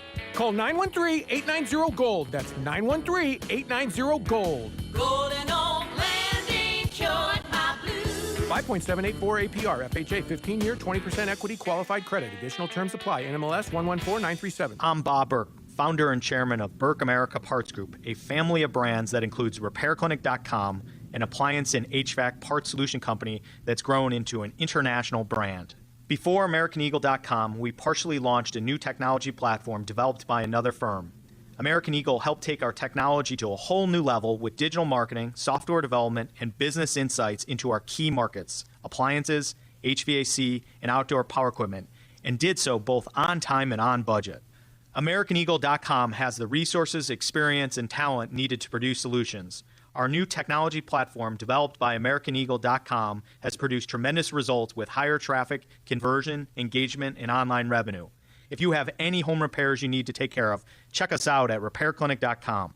If you need a world-class website or technology project, then I would highly recommend AmericanEagle.com. Call AmericanEagle.com at 773-NETWORK. That's AmericanEagle.com, 773-NETWORK. O'Reilly. Did you know 1 in 4 car batteries is weak and needs to be replaced? O'Reilly Auto Parts will test your battery for free in or out of your vehicle. We can help you find the best battery for your vehicle and budget. O'Reilly Auto Parts has batteries starting at just $79.99. Get your battery tested for free today at O'Reilly Auto Parts. O'Reilly Auto Parts. Here's traffic, brought to you by DM Injury Law. Have you or a loved one been in a car wreck? Contact DM Injury Law today and get the money you deserve. Car wreck? Remember, Mike's got this. This traffic is sponsored by Park and Go, your top choice for all covered airport parking. Looking at heavy traffic, those southern lanes of the downtown loop and northbound 35 into downtown. Heads up because KDOT has closed that eastbound 70 Lewis and Clark viaduct that will be closed through the remainder of the year. Tackle your airport parking needs at Park and Go. Always the best service, always the best price. Open 24/7, fast and free shuttle services. All spots are covered. Reserve your spot today at bookparkandgo.com. Park and Go, family owned and operated. I'm Lori Pearson for 96.5 The Fan Traffic. You're listening to 96.5 The Fan from the Mission Plumbing, Heating, and Cooling Studios. He thinks he's internet famous. Smoking on the Joe Barrow. Smoking on the Joe Barrow. How's it feel to be headed back to Super Bowl? It feels great. But you have no idea who he is. It's Aaron Ladd, and he joins The Drive with CDOT.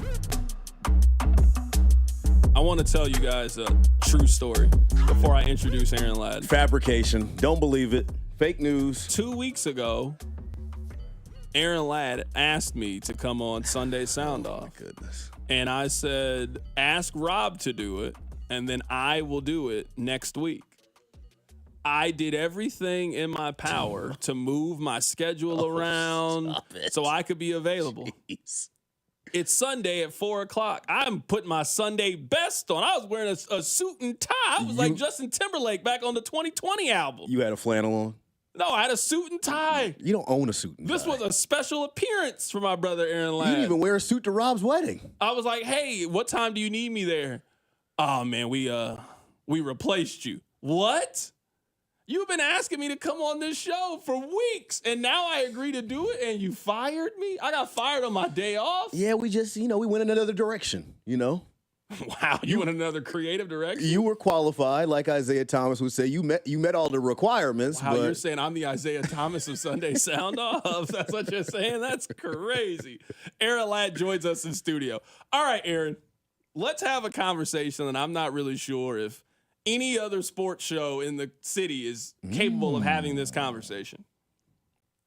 I don't know why we are unable to have realistic, honest conversations about people's interactions with the police. The Tyreek Hill video, I watched it from start to finish. It went almost exactly how I said it probably did yesterday on the show. If you are a young African-American male, you have been in that situation that Tyreek Hill is in. Sure. You get pulled over. It's something kind of minor. You get a little annoyed, a little angry. Why are you making this a big deal? You are at a 5 or a 6. Now, you would expect the police officer to try to de-escalate this situation. That's a 5 or a 6 and turn this thing into a 2 or a 3. Everybody go home happy. Let's not make this a big deal. We also know that sometimes you run into police officers that do not have that mindset and take an issue that's a 5 or 6 and turn it into a 12 or 13, which I saw on this video. I am not saying that Tyreek Hill is in the right here. I'm not saying the police officer's in the right here. I'm not telling you Tyreek is in the wrong and the officer's in the wrong. Both of them contributed to escalating this situation. Anytime, I'm not really too interested in talking to the police. I'm trying to do as little as I can so I can make sure that we end this interaction and I can go on about my day. Get in and get out. What do you need? You need my license? You need my ID? Is there any weapons in the car? No. Any drugs in the car? No. I'm trying to hand you what you need. I'm trying to get out of here. I'm trying to go on about my day.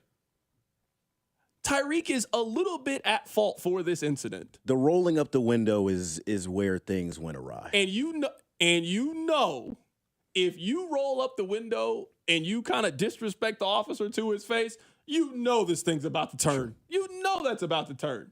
So I'm not putting all the blame on Tyreek, and it is 100% on the officer, in my opinion, to de-escalate this situation. I also think that some of it, we have just told misinformation about this, which is kind of common in this. Our top text, Tyreek was going 100 in a 35 and not listening to the officer. He was not going 100 miles an hour. See what happens here? The cops then create a story and a narrative. Everybody believes it. That's not true. I think the cop says he didn't even have a radar gun. He guesstimated and thought he was going 60. Now, was Tyreek speeding? Sure. Should Tyreek have listened better to him? Absolutely here. But I don't know why we have to make Tyreek Hill a martyr where he's on CNN talking about police and justice. It's the second time we tried to do this. We tried to make Tyreek Hill Nelson Mandela. And I also don't know why we have to be on the side of the police officers in this. The police officers were clearly wrong in this scenario. Well, we just use these situations because we get one of these videos every few years. I'm glad, and my stomach almost turns anytime we get one of these videos in the aftermath of George Floyd because we know how poorly these situations can go. We use these situations to kind of plant our flags in our stances that we already have. We don't change our opinions based on what happens in these situations. We see these videos and people who side one way go further onto their side and people who are on one side go further into the other side. To me, Dot, it's clear. We have a problem with policing in our country. People who are trained in protecting and serving and trained in de-escalation, I didn't see that from the officers in this situation. That's aside from whatever you think that should happen from them. The teammates coming in to try to come to their aid, recording, trying to understand what's happening, trying to be aid to their teammate there and just get a lens into what the situation is. They're then given three. There was a point in the video where Calais Campbell is getting 3 different directions from 3 different officers. It's like, what is the protocol here? Why does it vary so much differently from state to state? Why does it seem like these situations, thankfully this one did not end catastrophically, but why does it seem like these situations continue to happen year in and year out? But I guess my frustration, at least in this conversation, is we're all adults here, right? You've been pulled over at some point before. Yeah. I don't know why when you say everybody goes to their respective sides, whether you're on Tyreek's side of how he handled it or you're on the officer side. No one seems willing to tell their side yo, you could have handled this situation differently. Those are conversations that we have in our real life. If I do something wrong, Rob needs to check me because we are working together to try to figure this thing out. You would admit that you did something wrong? 100%. Vice versa. That's life. Yeah, right. That's life. Yeah, you got to do this. Like, I don't know why one side that will side with the police in every single instance, like we have enough examples of, hey, maybe there's a better way to handle these situations than this. Like there's a better way to do it. I will tell this to any young black person, any person. I'm not giving the cops no reason. That's me. I'm not giving the cops a reason. And the moment you roll the window up, you've created a reason. You have created a reason for the police. And I'm not in the business of doing that. I'm not in the business of creating incidents with the police. The moment you do that action, you got to be prepared that this thing can go left. You have to be prepared in that scenario. So protect yourself if you're Tyreek Hill in this scenario. Sure. Give him your information. Give him your registration. This is a 5-minute thing. He writes you a ticket, and you go on about the rest of your day. That situation should not lead to you being outside the car in handcuffs. Sometimes that agitates them a little bit more, though. I was told in college that you should always videotape and record every instance you have with a law enforcement officer. That's not illegal, but then it almost creates a problem where there previously wasn't one. Like we've all gotten the talk. I remember very vividly my dad sitting me down in a Chick-fil-A one time and saying, you know what, now's the time. You need to understand what happens when you're in these situations. 100%. And sometimes when you get money, when you get fame, when you get clout, when you're a multi-million-dollar athlete in a nice car and you're in the shadow of the stadium on game day, you think you can just roll your window up and say, you know what, let's just handle this the way we need to be handled. But like, I don't know how anyone can watch that video and say that was handled in the proper way from a law enforcement perspective. Right now, we're joined in studio by Aaron Ladd with KSHB 41 News. I don't know how you transition from our good old police brutality conversation on the day. That's what we do on the drive. We had a little police brutality and Happy Gilmore on the show. You're a pro. You don't really get much here. Sure. Let's talk about the Cincinnati Bengals. I mean, I guess you went viral. I mean, it was okay. I guess. That's the intro to my segment. Yeah, it's not like people ever really quote that. What do you mean? It's on T-shirts. Like I saw Alex Gold with the T-shirt on earlier this week. It's smoking on that Joe Burrow week, if you will. You take credit for that? I mean, it was often imitated after that. I know you saw about 4 or 5 reporters after that run up to him and say, "Oh, are you smoking on that Jalen Hurts this week?" Corny.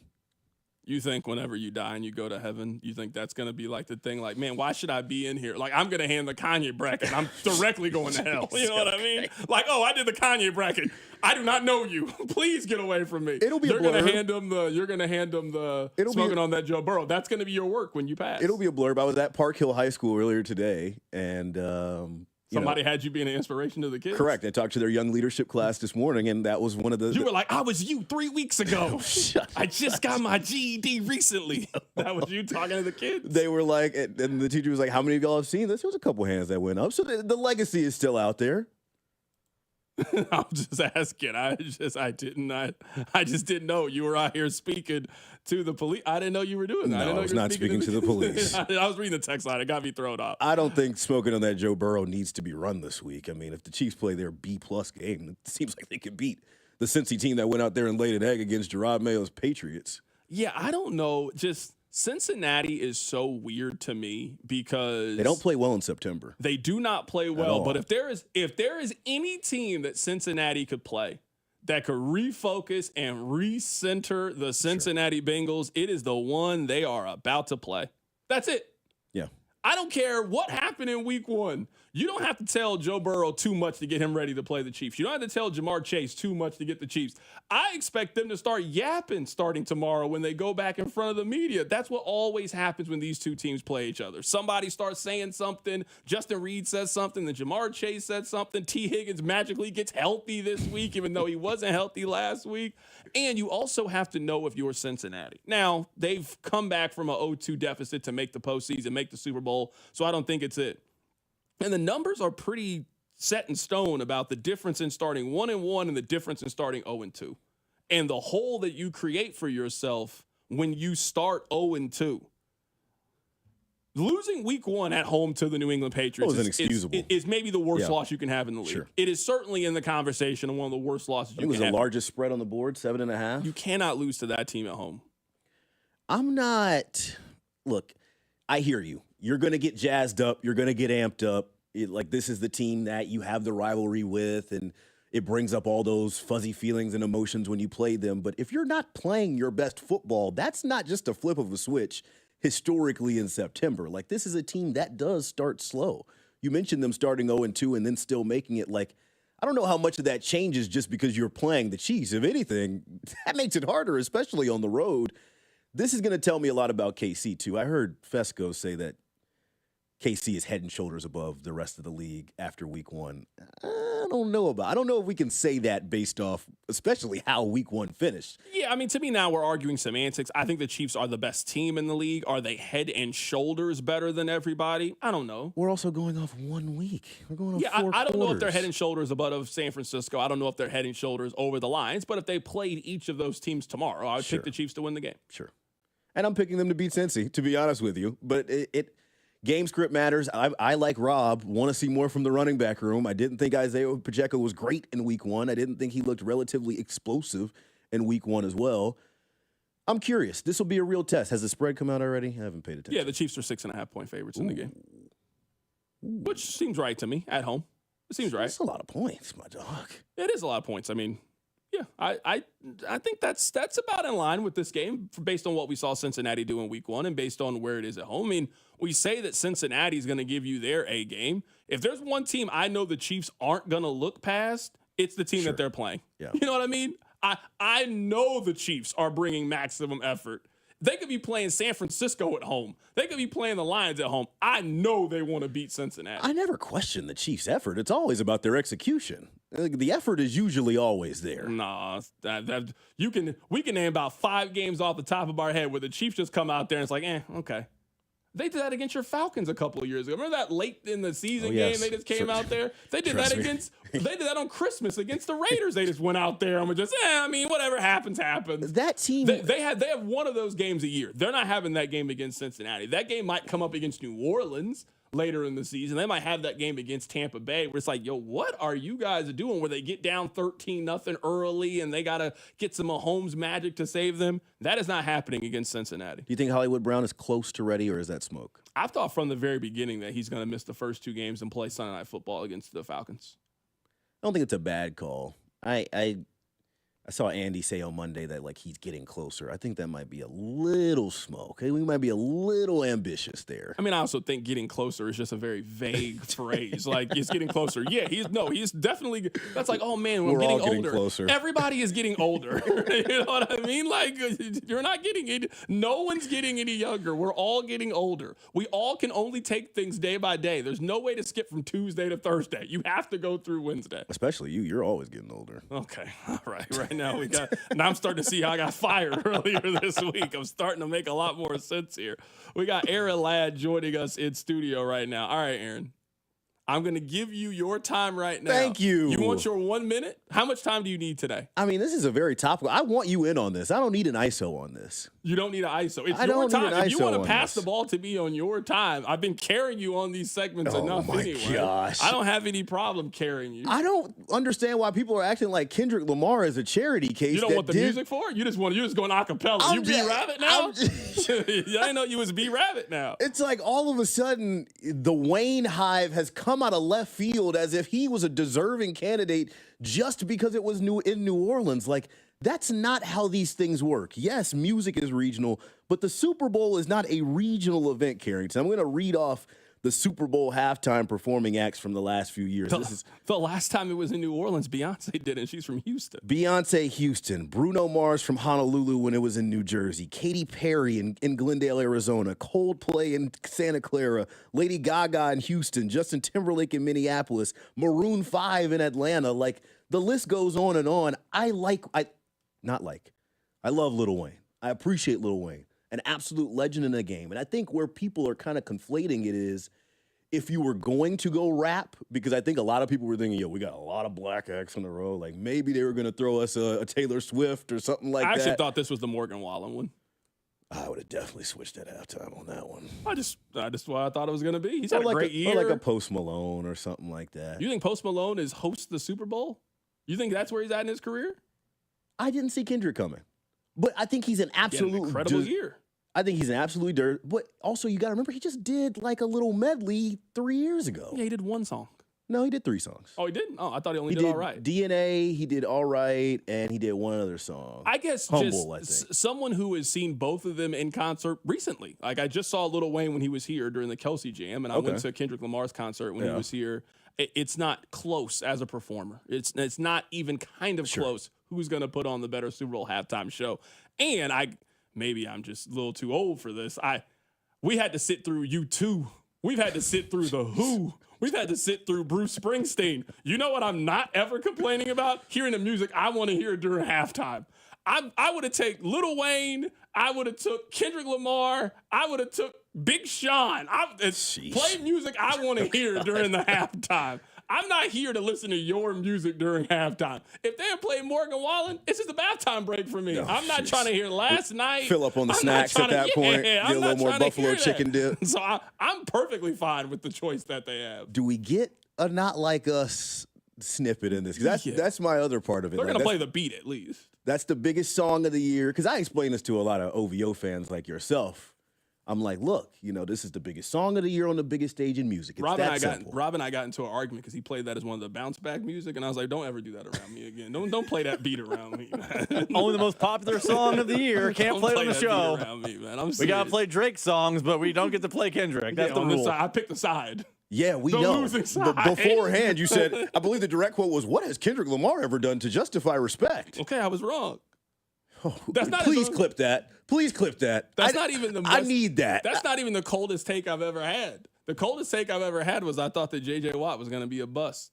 Oh, my God. Somebody read the tweet to JJ Watt before. It was on part of my take. They read my tweet to JJ Watt. Bad time for me. You also said Team USA was going home against Serbia. I remember that as well. Yeah, because they were getting smoked. And then they didn't. I think they went on like a 17-0 run after I fueled them. Somebody handed LeBron my tweet, and he was like, watch.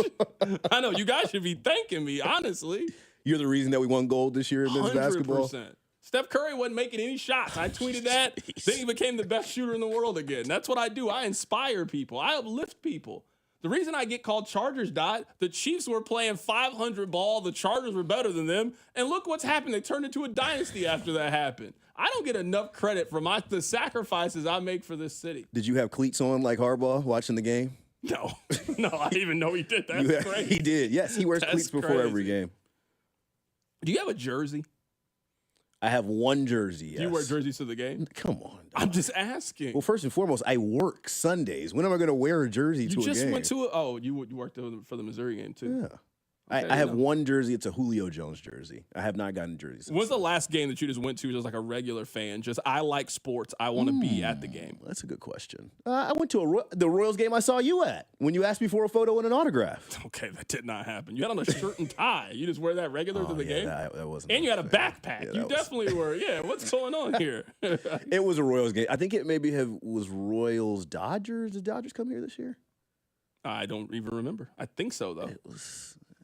No, they were in LA this year. Oh, okay, last year. So it was some Royals. Cubs came here. Cubs, you went to that game. Oh yeah, the Patrick Mahomes. Come on another now. Work time. It was had to be a cloud game. Something cloudy had to happen. Another work game. Yo. On a scale from 1 to 10, how worried are you about the Falcons? 3, 4. The Falcons are notoriously bad in week 1. I think they're like 1-5 in their last. Notoriously bad in week 1. What week is their week? Also, okay. You say they're bad in week 1, like they turn things like they're the Chiefs. Going back to your conversation about preseason, Kirk Cousins begged Raheem Morris coming into this year. He's like, "Look, I'm a 35-plus-year-old quarterback coming off an Achilles. I need live reps. I need to play. I need to see color. I need to get back there and feel the bullets flying." Okay. Well, Raheem was like, nah. Have you seen their schedule? Because, they have on the road against Philadelphia and they play Kansas City. 0-3 is possible. This could turn left real fast. And you know who has no track record of digging themselves out of a hole? The Atlanta Falcons. They got a track record of digging themselves in a hole and laying there and covering the dirt over themselves and having a 5-12 very disappointing season. Look, you never want to lose a game when the opposing team doesn't score a touchdown. That's bad, It's not good. And That's the bad. longest Pittsburgh drive, I think, was 44 yards. At the crib, too. And it was packed out. You know how mad I would be? Think about it. You've been getting excited all year for Falcons football. I haven't been that excited. I mean, think about it. Come on, you got season tickets. You got a PSL. You got a brand new Kirk Cousins. You put away that Michael Vick throwback. You bought that Kirk Cousins. Absolutely and they not. go out there and they lose 18-10. They don't score a touchdown. They lose to Justin Fields. Embarrassing, bruh. It's Falcons football, baby. Rise up. That's Falcons football. That's 100% true. No, you're right. What scares me more is how Baker Mayfield looks. I mean, He's the best quarterback in the division. Ooh, I don't know about that. You would trade right now. You would trade Kirk Cousins for Baker Mayfield. No, I would not. Absolutely not. I'm riding with our quarterback room. How about I'll phrase it that way. Here you go again. Give me our full quarterback room above Baker. Who can even name Baker's backup? I don't need to name Baker's backup. The starter is cooking right now.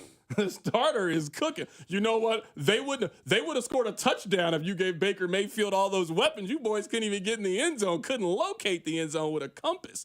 Coming up on the other side, I want you to give me one week one hot take. I want you to come into my world where you just say anything, just throw something against the wall and see if it sticks. If you're right, you're right. If you're wrong, it's like, oh, it was week one. Okay. That's what you got to do. It's the drive.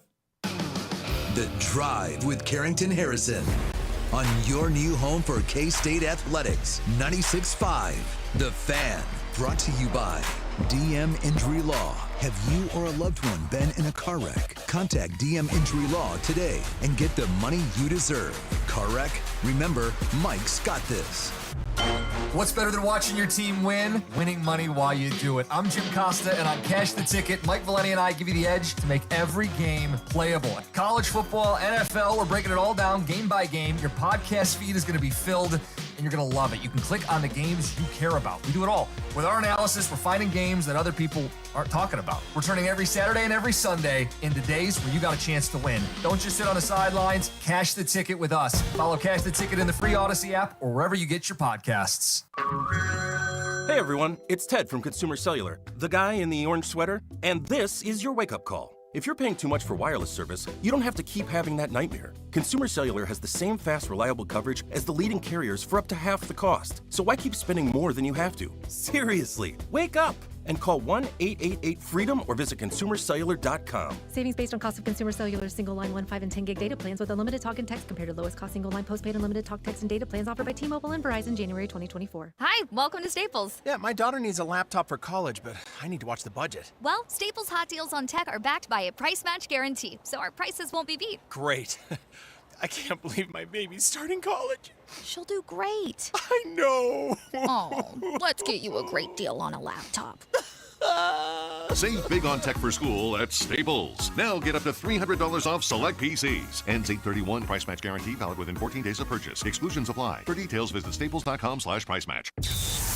Hey, it's Michael Jenkins with a Sports Betting Minute brought to you by BetMGM, the sportsbook born in Vegas. Back to the diamond today where Baltimore continues its series against Boston, and we're looking at the over. The starter for the Orange and Black may have been good at midseason, but he's due for some regression, which is what we saw his last time out against the Pale Hose, where he gave up 6 earned runs. As for the Boston starter, he's pitched well lately, but hasn't had to face these Baltimore bats. The boys from Charm City have the 6th best OPS in baseball against right-handed pitching, and the Boston bats should have plenty of success as well with the 3rd best OPS against righties. And how about this? 9 of the last 10 games between these two teams at Fenway have hit the over. That's the play. The over between Baltimore and Boston. That's it for this Sports Betting Minute brought to you by BetMGM. Download the BetMGM app and take your game to the next level with the sportsbook born in Vegas. BetMGM and GameSense remind you to play responsibly. See BetMGM.com for terms. 21 plus only. Kansas only. Please gamble responsibly. Gambling problem? Call 1-800-GAMBLER. In partnership with Kansas Crossing Casino and Hotel.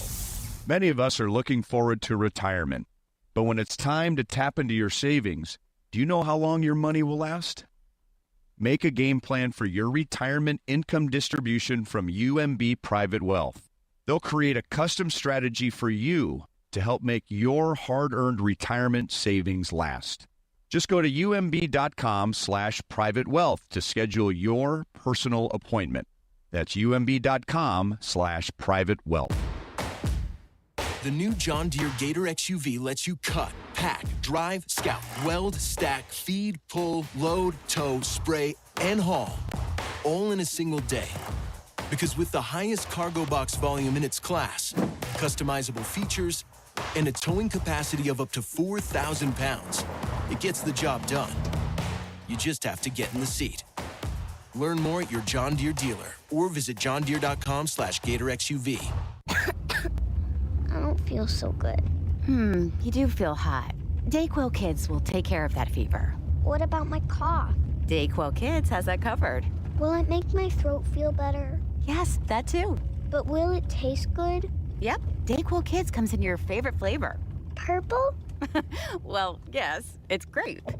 Try new DayQuil Kids Plus Fever, the daytime coughing, aching, sore throat fever just for kids medicine. Safe for kids 6+. Use as directed. Hi, I'm Angie Hicks, co-founder of Angie.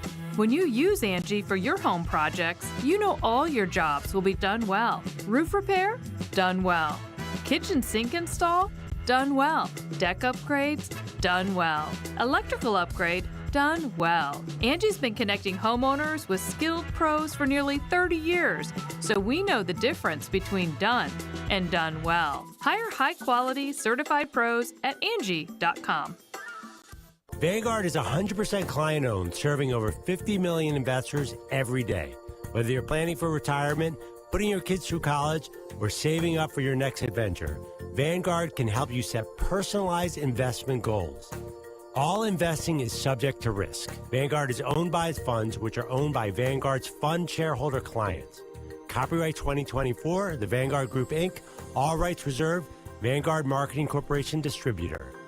Chiefs coverage brought to you by Andy's Frozen Custard. Visit eatandys.com to find the location nearest you. Top your day with a smile. Let me tell you about my good friend Andy from Andy's Frozen Custard. He's from Kansas City, never misses a game, and serves the world's finest frozen custard. Tailgate with a pick six, or grab a freshly made custom treat before or after a game. And tell him Mitch and Andy sent you. Here's traffic, brought to you by DM Injury Law. Have you or a loved one been in a car wreck? Contact DM Injury Law today and get the money you deserve. Car wreck? Remember, Mike's got this. Our traffic is sponsored by Park & Go, your top choice for all covered airport parking. Looking at heavy traffic, those southern lanes of the downtown loop and northbound 35 into downtown. Heads up because KDOT has closed that eastbound 70 Lewis and Clark viaduct that will be closed through the remainder of the year. Tackle your airport parking needs at Park & Go. Always the best service, always the best price. Open 24/7, fast and free shuttle services. All spots are covered.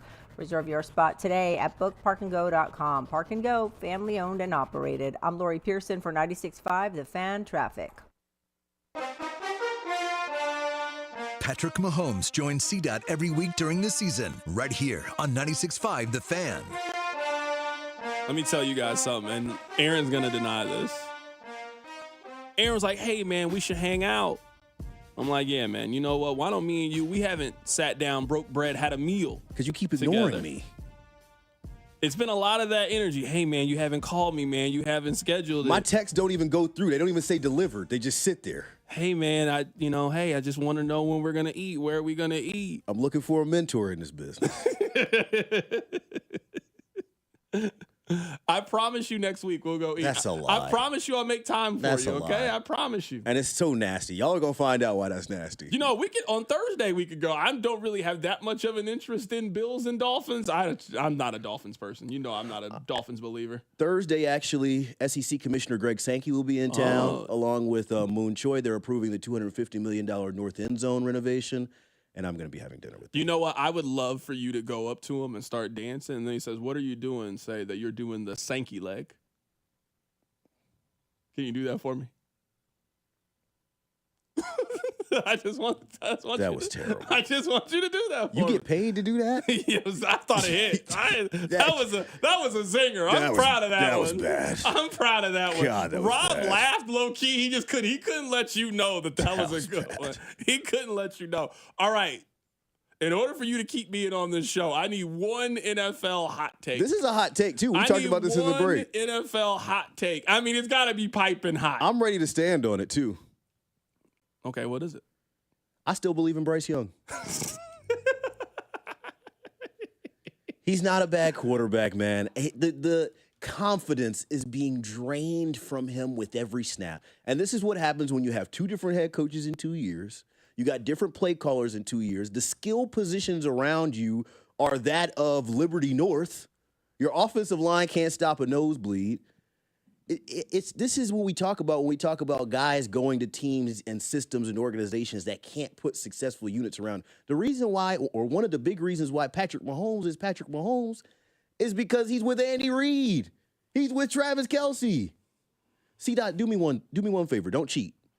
Name me one player who plays defense for the Carolina Panthers. I can't. Rob? Oh, J.C. Horn. J.C. Horn. Does Derek Brown count? I know he's hurt, but Derek Brown. Okay, he's hurt. J.C. Horn. J.C. Horn, correct. Yeah. I had to think because I was going to say Brian Burns, but they traded him. No, they traded him. Play for the you could Giants also now. go on Jadeveon Clowney. Oh, they do. I would have never guessed. That's how you know Clowney almost out the league. That's it. That's how you know Clowney on his last leg. The quarterback position, they kind of talked about this Clowney last night. used to on only Monday Night play for Football. like cool cities. He used to be like, "Oh, I'm going to Baltimore. I'm going to Houston. You in Carolina, my brother?" He's the hometown hero You're now. cooked.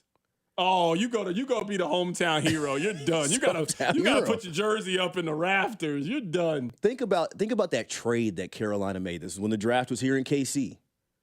They didn't know who they were picking when they made that trade. Yes, they did. No, they didn't. I refuse to believe that you give up that many assets and you're still 50-50. What is this, draft day?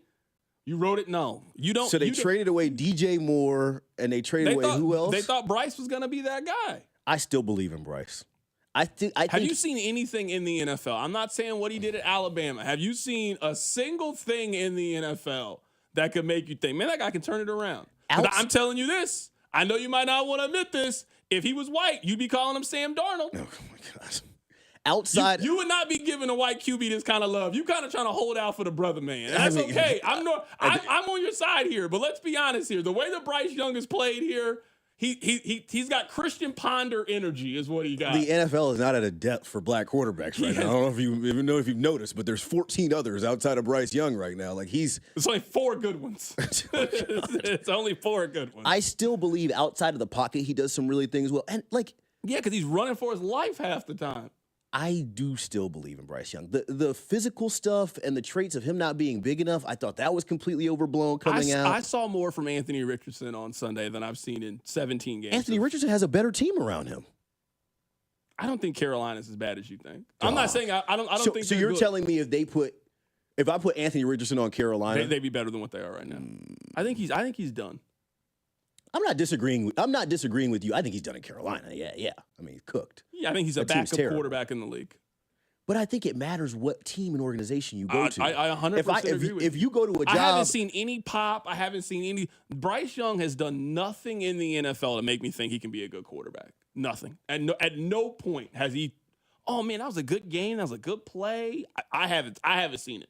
And I like Bryce Young coming out. I would have taken C.J. Stroud. Nobody watches Carolina football. Also, we all just look at the stat line and go, "Wow, that was terrible." I was getting mad at Red Zone for them even cutting to the Carolina games. I was ready to call NFL.com and cancel my NFL Plus subscription. Please stop showing me Carolina. You know it's nasty when they cut over for like a first down, or like a routine completion on Red Zone. I just know whenever they were cutting to Carolina, New Orleans, it was bad for Carolina every single time. It was never good. Usually it goes a little bit both ways. You know, one team will have a big catch, the other team will do something.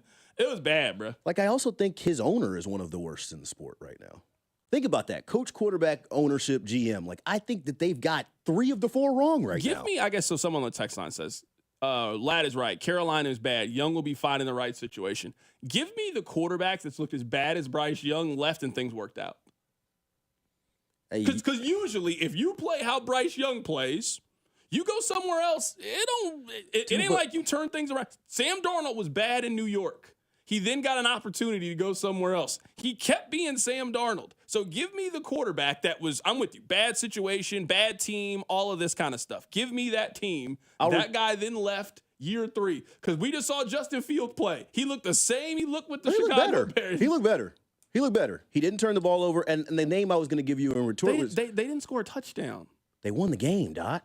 Yeah, because... They scored 18 points. You were talking about everybody... They were talking about nobody scoring more than 21. TJ Watt is on his team. That's why they won. Justin Fields had 156 yards passing. It was better? That even more so proves my point that there's nobody around him. If you give Bryce Young a TJ Watt and they win some of those games, we're not getting him run out of town in the same way. The name I want to run back to you is Geno Smith. People ran him out of the league. He wasn't a pro. He couldn't do it in the big city, in the Big Apple. What happened when he got to a team and a system and a head coach and some units around him that could actually win football games? We think that he could. That's what we think he could. He be. won comeback player of the year. Okay. That's what we think. So we think that. My hot take was that I still believe in him. I did not say he's going to win Super Bowl MVP. I did not say he's going to be the best quarterback in the league. Do you think he's a capable starter? Yes. Okay. Yes. You think he's capable? I do not think the pieces around him are good. You couldn't name one defensive player on his team. I gave you J.C. Horn. It took me a little bit. He's a rookie that got drafted 2 years ago. You know what I'm saying is I feel really good if you're telling me that in the 20 years we've been thinking of this, the person that we could think of is Geno Smith. If you're telling me that Geno is the example of someone who was bad, and Geno turned his career around and turned out to be good, because for every Geno Smith example you can give me, I can give you 10 that they were bad in their first stop, a team believed in them in their second stop, and they kept being bad. What's probably next for him is a backup role. Like, I think he's 100%. He's going to be that. I mean, Andy Reid loves this. He's the reclamation project where it didn't work out at your first stop. We're buying low on you. You come in, you learn our system, you inherit your stock or you raise your stock, and then we flip you for a fifth rounder or something like that. Like, that's what he's going to need. But ultimately, for Bryce Young to be successful, he's got to get the heck up out of Carolina because they don't know what they're doing. David Tepper fired his last head coach after 7 games. It ain't good. That's our guy, Aaron Ladd, joining us in studio. Aaron, I'll call you, man, all right? No, you won't. I'll call you, man. No, I won't. promise I'll call you. Okay. Coming up at the top of the hour, we're going to play a very simple game. We're also going to be joined by Joe Goldberg coming up in about 20 minutes or so. Panic or patience? We've seen every team in the NFL. Who are you pressing the panic button on? Who are you pressing the patience button on? Keep it right here. It's The Drive. The Drive with Carrington Harrison on your home for Kansas City sports. 96.5 The Fan. Brought to you by DM Injury Law. Have you or a loved one been in a car wreck? Contact DM Injury Law today and get the money you deserve. Car wreck? Remember, Mike's got this.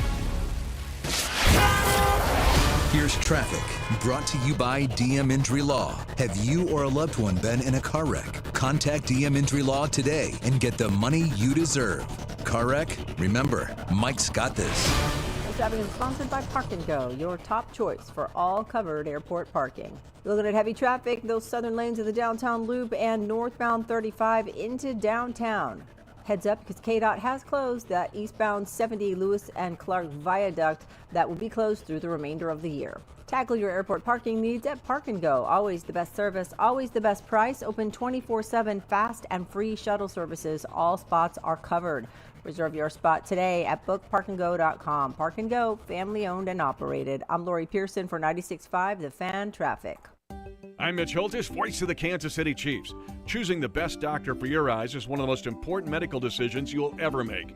Whether you're considering blade-free LASIK, all laser cataract surgery, and premium lens implants, or want a world-renowned doctor to help with your glaucoma, macular degeneration, dry eyes, or diabetes, trust my doctor, Dr. Steven Silverstein. Call Silverstein Eye Centers to make an appointment, 816-358-3600. Experience the best eye care in Kansas City. Chiefs coverage brought to you by Circa Resort and Casino when KC travels to Vegas. Calling all KC football fans to Vegas. Join us at Circa Resort and Casino this October as we huddle up at Overhang Bar, catching some of the game day action at the world's largest sportsbook or lounge at Stadium Swim. Book your experience today. Visit CircaLasVegas.com. When a KU versus K-State rivalry game begins, emotions run high, legends are created, school pride hangs in the balance. Memories that last a lifetime will be made, because each game is the most important game in history. At least, until the next one. Get in the game with your chance to win up to $50,000. The Rivalry Riches instant ticket from the Kansas Lottery. See kslottery.com for details. Brought to you by Blue KC is the Coaches with Character program. Do you know a rock star high school coach in your district? Nominate them for the Blue KC Coaches with Character program at bluekc.com/nominate coaches with character. Let's make our coaches feel special and make our community a better place to live, work, and play. When it comes to financial goals, everyone has that one thing you want to accomplish. Raise your credit score, give your kitchen a well-deserved glow-up, or eliminate credit card debt. At Main Street Credit Union, your main thing, well, that's our thing. It's what we're passionate about, helping you achieve your main thing. So bring us your wants, your needs, and your goals. We'll provide you with the tools to achieve them. Go to mainstreetcu.org for more information. You could be on the 50 at GEHA Field for the official coin toss at a Chiefs home game this season. Enter to win at Chiefs.com/GEHA. GEHA is the proud partner of the Kansas City Chiefs. All right, when it comes to getting life insurance for your family, a lot of excuses can get in the way. But ask yourself this: if something were to happen to me, who would pay the mortgage, the kids' education, and the other bills? Then forget the excuses and check out Ethos Life, the online, easy way to get life insurance in 10 minutes. Ethos has rates that you can afford, like a $500,000 policy for a 40-year-old male starting at $1 a day or $30 a month, with a few health questions and no medical exam. Get your free quote right now at checkethos.com. That's checkethos.com. Not available in all states. Rates do vary. Right now at Wendy's, you can get a small Frosty for $1. And literally everyone is going. The car behind you, going to get a $1 Frosty. The car ahead of you, already had one, going for a second. The person who cut you off earlier, you guessed it, $1 Frosty. Maybe it's all a sign for you to go get one. Just don't cut anyone off. No one likes that person. The iconic Frosty for $1, gotta be Wendy's. Limited time only at participating U.S. Wendy's. Not valid in a combo. Prices may be higher in Alaska, Hawaii, California, and via third-party delivery. Why choose a Sleep Number smart bed? Can I make my side softer? Can I make my side firmer whenever I want? Can we sleep cooler? Sleep Number does that. Cools up to 8 times faster and lets you choose your ideal comfort on either side. 94% of Sleep Number smart sleepers report better sleep. And now, during our biggest sale of the year, save 50% on the Sleep Number limited edition smart bed. Plus free home delivery on select smart beds when you add any base. Ends Labor Day. To find a store near you, visit sleepnumber.com. Thanks for calling Discover. This is Diego. Hi, Diego. It's Jennifer Coolidge. You know, I just want to say your cashback match makes me feel so special. It really inspired me. That's great. Doubling the cashback you've earned at the end of your first year is what we do. Well, I'm doubling everything now. Double dating, double dipping, double feature, double header, double whammy. You know, basically double or nothing. You earn, we match. Discover Cashback Match. See terms at discover.com/creditcard. Tonight, expect a mostly clear night with a low of 59. Weather, brought to you by Indeed. Make the hiring process work for you. With Indeed's end-to-end hiring solution, you can attract, interview, and hire candidates all from one place. Start at Indeed.com/credit. You're listening to the all-new 96.5 The Fan, your new home for Chiefs football. KFNZ FM and AM, HD1 and HD2 Kansas City, an Odyssey sports station. Rob, I have a very quick question. Text line, I have one for you too. 913-586-7965. I had never thought about this until now. Rob, when I say OSU, is that Oklahoma State or Ohio State? Oklahoma State. If you said I would say Ohio State. I know, but I'm saying is if I just wrote it down, if someone's like, I cheer for OSU. Oklahoma State. Because Ohio State fans are pretentious. They put a little lowercase t. That's just who they are. Text line 913-586-7965. I honestly had never thought about that question before. I thought it was a very, very good question. When you see OSU, what school do you think? So you don't think Oregon State? You don't think Go Beavs? No, I do not think that's the case. I do want to talk a little bit of NFL. We'll get to panic or patience here coming up in a bit. I would like to read something for you guys, which I imagine will make a lot of you happy. Major League Baseball Commissioner Rob Manfred is speaking at a CNBC event, and he pretty bluntly states that baseball needs a national media rights strategy and needs to move away from regional sports networks to help expand the game. Says there will be some local element, but that the plan has to adjust. I don't know how this is so difficult for baseball, but I will try to give them two very obvious suggestions to fix a problem that they have. Number one, eliminate blackout rules. You can keep the regional sports network. I don't think that anybody has a problem with Bally Sports. 12 teams in Major League Baseball have it. But I should be able to buy MLB TV, and then that should get me access to Bally Sports. I shouldn't have to directly buy it from them and use their app when you have a Major League Baseball TV app. Put all of the games on the app and make all of the games available on the app. I don't know why that's so difficult. Now, I understand it's different in the NFL because there's only a small handful of networks and every team doesn't own their rights. So the Chiefs have sold their rights to CBS, right? They do it as a group. If you buy a Sunday ticket, you get access to every single NFL game except the games that come on where you already live. So if you live in Kansas City, you don't need to watch the Chiefs game on Sunday ticket because the Chiefs game is just on, or if you live in Dallas, etc. I don't know how baseball has made this so difficult. You can keep Bally Sports. We like Bally Sports. We want Rex Hudler. You want Ryan Lefevre. You want the broadcasters that you know. Eliminate the blackout and just let me watch them on MLB TV. How hard is this? I mean, people in San Francisco can do it. I went to San Francisco to visit my friend. We watched the Royals. We just watched it on MLB TV. Just remove it. Or, this seems very simple to me. Take all of your rights and sell it to one company. That's what football does. Soccer did that too. Just do that. Get everybody's baseball rights and sell it to Apple. Sell it to Amazon. Split the money up amongst the teams. How is this so difficult for baseball to figure out? This is stupid. This is dumb.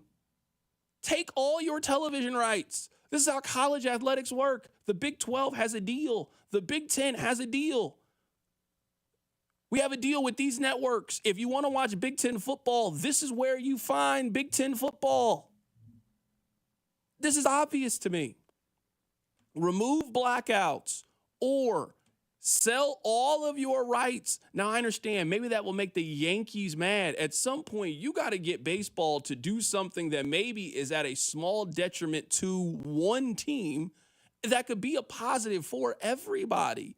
You got to be interested in growing the game for everybody. That's what the NFL does incredibly well. Yes, the Cowboys' rights are worth more than the Jaguars' rights, but we're going to go in this thing together. Nobody's rights are greater than anybody's. And when the pie gets divvied up, and it's a big pie because we're the NFL, everybody eats. So the Chiefs get the same as the Yankees. This is stupid. I don't understand. This is not nearly as difficult as they are making it be. It's really not. So I'm happy that Rob Manfred acknowledges that this is a problem with Major League Baseball, that they need to fix this, that they have made at a time where you have more entertainment options than ever before, and it is easier to watch anything. You want to watch a movie today, you go on to television, you grab your Fire Stick, you type it in, you can either stream it right there or you can pay $2.99 to rent it. It has never been easier to watch exactly what you want on television, and they have made it harder than ever to watch baseball games. It's dumb. It's really, really dumb. So I hope they fix it. Rob Manfred, I know you're working on it. I actually think you've done a good job in a lot of ways. I like the pitch clock. I think the expanding the wild card has been good. You got one more major problem to fix. Put the games on television and make it easy for everybody. I know we were going to get to the NFL, but my goodness, I cannot believe this is still a conversation that we're having. Carrington, I will ask you this. Let's say they bundled everyone's rights and sold them. The way college sports conferences do, the way the NFL did, the way MLS did. Like, I can name lots of entities that have done it that way. Do you know what the highest bidder is going to be? It's going to be a streaming platform. A streaming platform is going to be the one that buys baseball. That's if fine. They do it that way. And I'll be fine with it, but you know the same way I know. People who are angry about not being able to watch the Royals right now on Bally's, we're just going to move the goalposts. Rob Manfred put it on Apple TV, still can't watch it, still screwed the same way. Yeah, but I think that would be a little bit different. And I can't speak for every consumer, right? I don't want to speak for every consumer. But as much as I don't like the idea of the NFL now having pay-per-view, you know what I know is going to happen when they put the game on Netflix? I know it's going to work. And you also have just pretty easy access to it.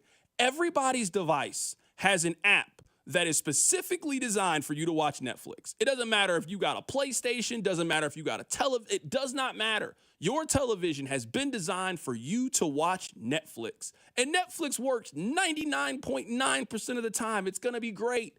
I don't love the idea of Amazon Prime, but 120 million people in this country have access to Amazon Prime. If Amazon Prime bought the Royals rights and you're telling me that they just simply charge the consumer, hey, it's $100. If you want to watch every single Royals game this year, you don't want to jump around from station to station to station, pay $100. It's right here. If you're not willing to pay $100 for 162 baseball games, you're not that interested in the product. And then they'll eventually cut you a deal. It'll be halfway through the season. Hey, we're doing a deal now. It's $50 for the rest of the way. You can watch the playoff push. If you're not interested in doing that, then you're not interested in watching it. So I hear what you're saying. Yes, some people are going to complain because it's not how it is. I think the issue more than anything is you're now asking me to pay for an additional service and not one that I already have. Everybody knows somebody that has Netflix. Everybody knows somebody that has Amazon Prime. And you also get other benefits from it. Let's say you get Netflix just to watch the Chiefs on Christmas. Well, there's thousands of other shows and things that you get with it. If you get Bally Sports, you're only paying the $20 to watch one team. I can understand why people are apprehensive to paying that amount of money to just watch one thing. If you buy Apple TV and you give them your $6.99 a month, trust me, you get a whole bunch of other benefits with Apple TV than just watching the Kansas City Royals. That's why I think it's a pretty valuable service. How many people sign up for Peacock, whether it's for wrestling, whether it's for the Olympics? Some of you stayed on Peacock because you actually like the service. Hey, I didn't know they had every episode of Law & Order on here. I didn't know they had these movies or these original TV shows. I want to watch it. So this is the ecosystem that could feed everybody. Baseball should be interested in trying to convince we're only talking about 4 or 5 teams, convincing the Yankees that this is the best thing for everybody to do. Let's sell our television rights. Let's sell it to Netflix. Let's sell it to Amazon. Let's sell it to Apple. You will drive subscriptions to it because people will sign up for it if they don't already have it. And it's going to be a win for everybody. It's going to help grow the game, which ultimately would get people out to the ballpark to buy hot dogs and do all of that kind of stuff. I agree with you. And you know what? You made a good point, and I echo it 100%. I think when he first got the job, Rob Manfred had done a bad job. His entry was awful. He had the Astros thing he didn't do a good job with. He called the championship trophy a hunk of metal. Like Rob Manfred, and he had the lockout, pretty much bang, bang, bang, 0 for 3. Since then, Rob Manfred has done a really good job of improving the sport. Games are faster, which is a massive win for him. He then ended the lockout. He's done a lot of good things. I actually trust Rob Manfred. If he's speaking that bluntly to CNBC where we can all see and hear it, I trust Rob Manfred to get this done. And we've heard John Sherman locally, when he sat down with Vern at the All-Star break, say a similar thing. We got to get this fixed. I think there are enough owners in the room that can make Hal Steinbrenner be quiet because this is what's best for the sport. I know we planned on talking about football. I apologize. I thought this was far more important than in the moment. Trust me, whatever team lost in week 1, they will still be 0-1 the next time we talk about the National Football League. Let's keep the baseball conversation going. Coming up on the other side, we'll be joined by Joel Goldberg. He does the Royals pre- and post-game for Bally Sports. We'll get his thoughts on the Royals as they inch closer to the postseason. Keep it right here. It's The Drive. The Drive with Carrington Harrison on your new home for Chiefs football.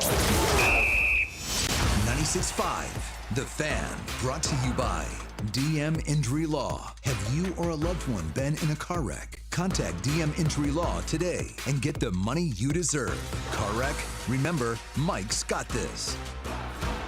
Have you noticed your neighbors getting new roofs after the storms that came through this year? Then it's time to schedule a zero-pressure, in-depth inspection with Century Roofing's trusted roofing experts. We will determine if enough damage exists to warrant filing a claim. See for yourself why Century Roofing has been voted Best of Johnson County for the 3rd year in a row. Trust the pillars of strength with KC-based and female-owned. Century Roofing, your hometown roofing team. CenturyRoofingKC.com. Century Roofing, trust the pillars of strength. Let's face it. Nowadays, most companies have to rely on dozens of expensive, disconnected platforms to run their business. And even then, things can get a little, stressful. But with Odoo's all-in-one management software, packed with a suite of fully integrated business applications, every process is streamlined. Tasks are automated, and success is just a few clicks away. See how Odoo can take your business to the next level at odoo.com. That's ODOO.com. From the mind of a 2-foot-tall talking spokes puppet comes this year's biggest challenge. It's time for Bob's Dare to Compare, the hottest game show on TV that asks, what happens when you compare Bob's to the competition? You get style. You get quality. You get beeps and boops and dings and whomps. And thousands of dollars in savings. Everyone's a winner when you dare to compare with Bob's Discount Furniture. Shop in store or at mybobs.com to play now. When your little one has a cold with a fever, try new Dayquil Kids Cold and Cough Plus Fever. It's the daytime coughing, aching, sore throat fever just for kids medicine. Dayquil Kids Cold and Cough Plus Fever offers fast, effective cold and fever relief for kids ages 6 and up with a delicious grape flavor that kids love. New Dayquil Kids Cold and Cough Plus Fever will help them feel better fast so they can get back to the fun stuff quickly. New Dayquil Kids Cold and Cough Plus Fever. Use as directed. Keep out of reach of children. Right now at Wendy's, you can get a small Frosty for $1. And literally everyone is going. The car behind you, going to get a $1 Frosty. The car ahead of you, already had one, going for a second. The person who cut you off earlier, you guessed it, $1 Frosty. Maybe it's all a sign for you to go get one. Just don't cut anyone off. No one likes that person. The iconic Frosty for $1, gotta be Wendy's. Limited time only at participating U.S. Wendy's. Not valid in a combo. Prices may be higher in Alaska, Hawaii, California, and via third-party delivery. You're always better with a roof from JR. We've had more than our fair share of hail and wind this year. Are you playing Roofer Roulette? That's when you bet your roof and your home on the first random roofer to ring your doorbell. Why do that when JR and Company offers a free hail and wind report online at jrstormcheck.com? Just plug in your address and we'll pull a multi-year storm report. You'll know exactly what your roof has been put through and if you even need an inspection. If you do, no one is more thorough and works better with your insurance than locally owned, veteran-owned JR and Company. And if you need a new roof, remember, a roof from JR comes with a lifetime warranty on workmanship. Don't play Roofer Roulette with your home. Visit jrstormcheck.com. And remember, you're always better with a roof from JR. Visit jrstormcheck.com. Hey, it's Michael Jenkins with a Sports Betting Minute brought to you by BetMGM, the sportsbook born in Vegas. Back to the diamond today where Baltimore continues its series against Boston, and we're looking at the over. The starter for the Orange and Black may have been good at midseason, but he's due for some regression, which is what we saw his last time out against the Pale Hose, where he gave up 6 earned runs. As for the Boston starter, he's pitched well lately, but hasn't had to face these Baltimore bats. The boys from Charm City have the 6th best OPS in baseball against right-handed pitching, and the Boston bats should have plenty of success as well with the 3rd best OPS against righties. And how about this? 9 of the last 10 games between these two teams at Fenway have hit the over. That's the play. The over between Baltimore and Boston. That's it for this Sports Betting Minute brought to you by BetMGM. Download the BetMGM app and take your game to the next level with the sportsbook born in Vegas. BetMGM and GameSense remind you to play responsibly. See BetMGM.com for terms. 21 plus only. Kansas only. Please gamble responsibly. Gambling problem? Call 1-800-GAMBLER. In partnership with Kansas Crossing Casino and Hotel. DQ presents the sound of BOGO-free Blizzard treats in the DQ app. It's the sound of downloading the DQ app, redeeming the sweetest BOGO-free Blizzard deal, telling all your friends, and heading to DQ. For BOGO-free any-size Blizzard treats only in the DQ app for a limited time. Download it today. At participating locations, limitations apply. DQ. Happy tastes good. I'm at the movies, asking people if they'll switch seats with me for $574. Here, take mine. So what about $574 if you switch your home insurance to Allstate? Too much work. Not if you call them. They handle the switching. Now, that's a plot twist. Shh. Check Allstate first, and you could save hundreds on quality home insurance today. You're in good hands with Allstate. Not available in every state. Based on the national average annual savings for new home insurance customers surveyed in 2023 who switched to Allstate and reported savings. Savings vary. Here's traffic, brought to you by DM Injury Law. Have you or a loved one been in a car wreck? Contact DM Injury Law today and get the money you deserve. Car wreck? Remember, Mike's got this. Our traffic is sponsored by Park & Go, your top choice for all covered airport parking. Looking at heavy traffic, those southern lanes of the downtown loop and northbound 35 into downtown. Heads up because KDOT has closed that eastbound 70 Lewis and Clark viaduct that will be closed through the remainder of the year. Tackle your airport parking needs at Park & Go. Always the best service, always the best price. Open 24/7, fast and free shuttle services. All spots are covered. Reserve your spot today at bookparkandgo.com. Park & Go, family owned and operated. I'm Lori Pearson for 96.5 The Fan Traffic. You're listening to 96.5 The Fan from the Mission Plumbing, Heating, and Cooling Studios. The Drive with Carrington Harrison. Weekdays 2 to 6 on 96.5 The Fan. Welcome back into The Drive on 96.5 The Fan, 96.5thefan.com, and also the Odyssey app. We'll get back to football here coming up in a bit. We're going to hand things off to Josh Vernier at 5 o'clock as the Royals play Game 2 of their series against the New York Yankees. Let's head to Manhattan right now to be joined by Joel Goldberg. He is the Royals pre- and post-game host on Bally Sports. Joel, how you doing, my man? I'm doing great. Always good to be in New York. All the excitement. It's cool to be here.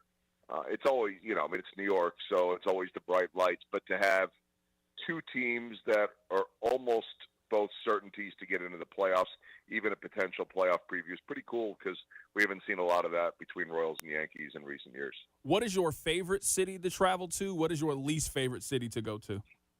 Oh, I get this one in the stadium question a lot. The favorite city, there's a few of them. I won't go through them all, obviously, but I love Boston, in part because I love going to Fenway, just the history, and then it's a really cool city.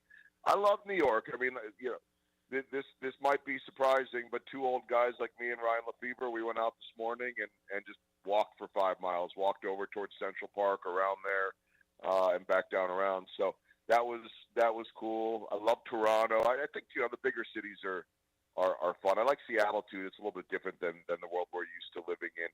I know the political answer is I don't have a least favorite, and part of me says, I do think there's good in every city because we spend so much time there. You get to get your favorite breakfast place. You start to meet people. But I think, we've gone to places like, say, Cleveland so many times that I know exactly where I want to go. But at a certain point, you can only go to the Rock and Roll Hall of Fame so many times. You can only do this so many times.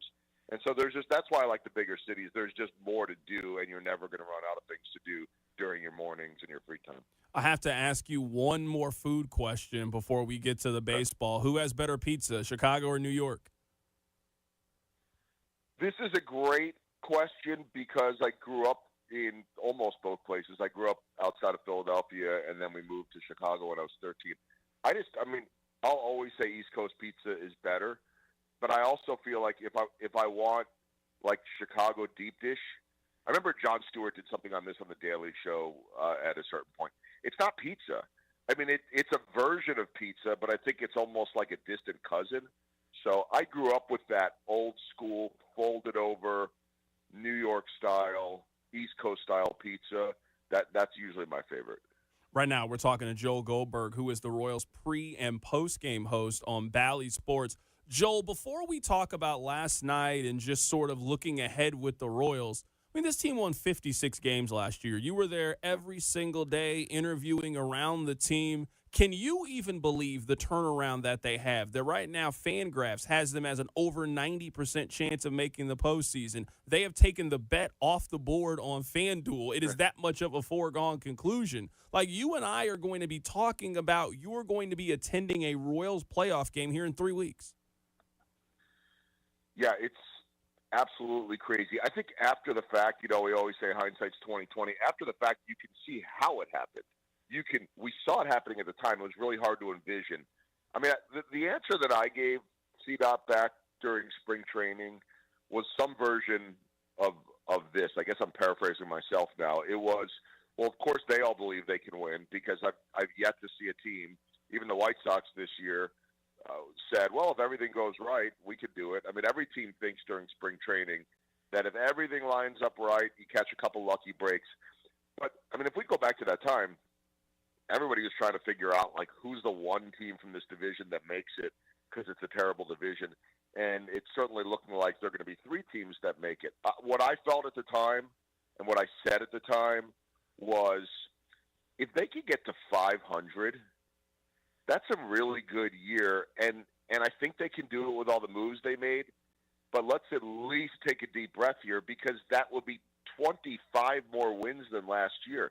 And now if they end up at 500, it will be just a terrible ending and a total collapse. And I don't see that happening. So I think the one thing I do remember is that there was a lot of talk about, hey, there have been some teams in the last couple of years that have turned things around, the Baltimore Orioles, the Arizona Diamondbacks, and anything is possible. There was an incredible buzz going into the year. Don't you think all of us would have taken a, 77, 80, 82 win season after last year and thought this is great progress? No, absolutely. Everybody would have taken that. I mean, I was thinking that this was probably between a 75 and 77 win team. I am curious to get your thought process on this. When did you, I guess, start to believe that this was real? Yeah. Because you mentioned the hype, and you and I have been around sports enough to know that the preseason hype that you have in February or March doesn't necessarily translate to June or July. Like, there became a point for you when you were like, hey, they can do this. I think this could be a playoff team. Do you remember when that was? Yeah, I do. And I think actually it was probably in the latter part of June, and I'll explain why.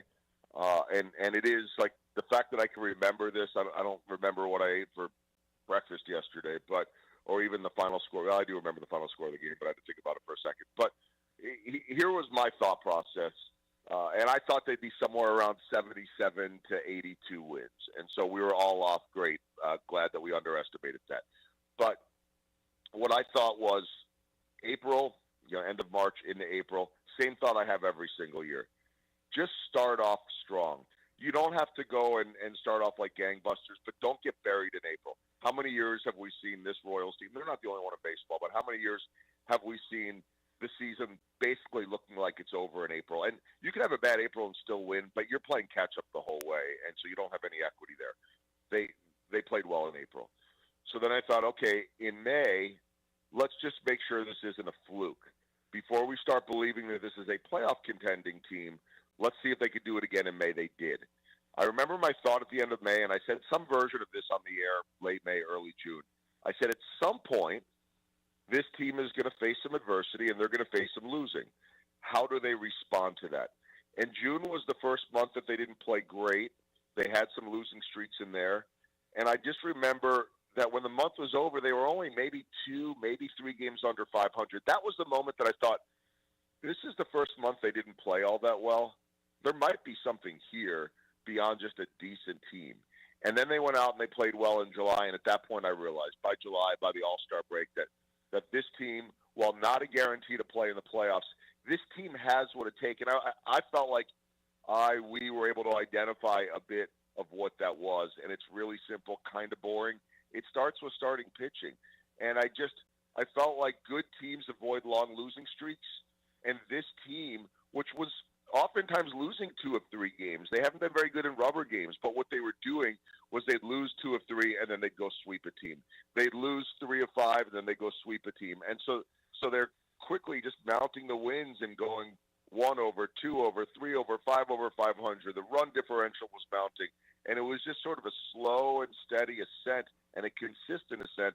And the last piece that I would say, C-Dot, is that right before that losing streak, maybe a week or 2 before the 7-game losing streak that they just got over, I said something on the air about, look, they are on track for the playoffs now, but buckle up. I think it was right around the end of August.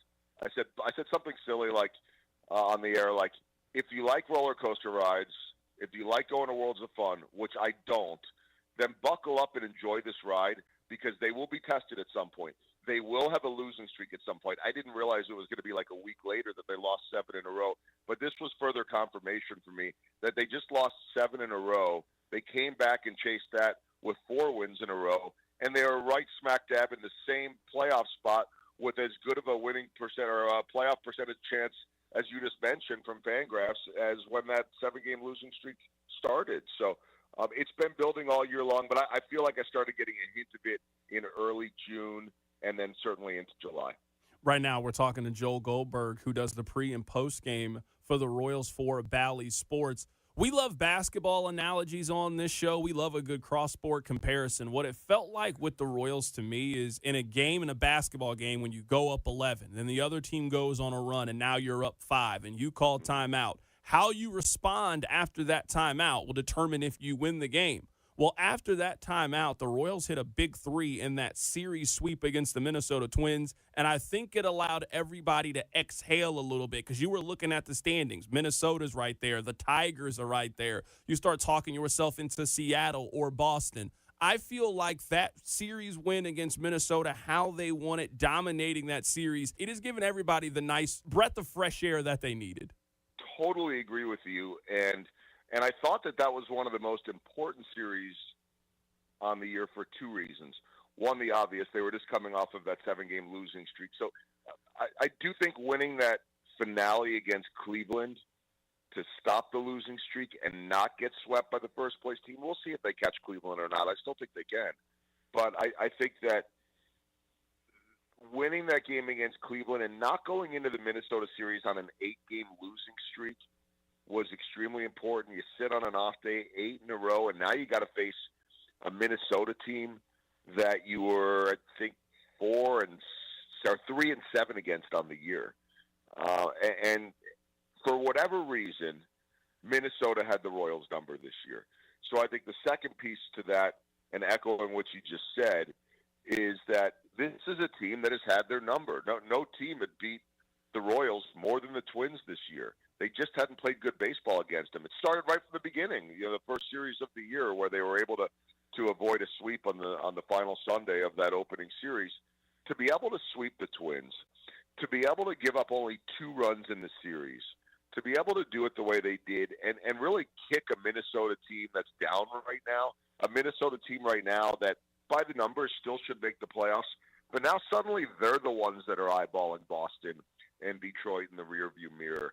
And the Royals aren't really eyeballing anybody in the rearview mirror. They're looking ahead, having survived that 7-game losing streak.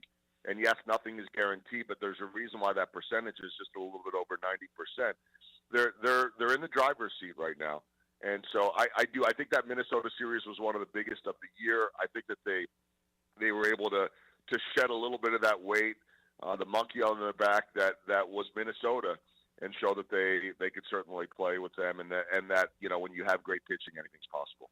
Joel, the question now with the Royals is, are they going to be a wild card team, or are they going to represent the American League Central as the division champions? Are you still looking at the division as a realistic possibility for this team with less than 3 weeks to go? Yeah, I don't see why not. And it feels like Cleveland never loses, but they had a big losing streak in there in August, and I just keep thinking that their rotation, which is always so consistent every year, has been in shambles all year. Their bullpen has been their best element.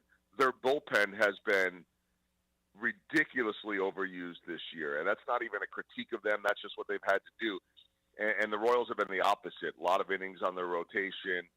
And we've seen it. Cleveland's bullpen did not look as good in the last 2 series against the Royals.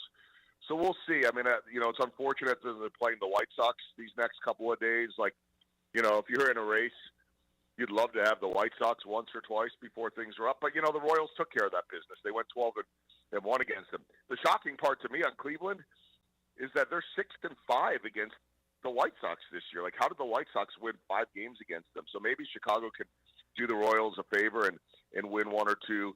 But they've got the tiebreaker. They won the season series against Cleveland, which is amazing because usually Cleveland has their number traditionally in the past. So if they can get to a position where they could tie this thing, then they would win the division.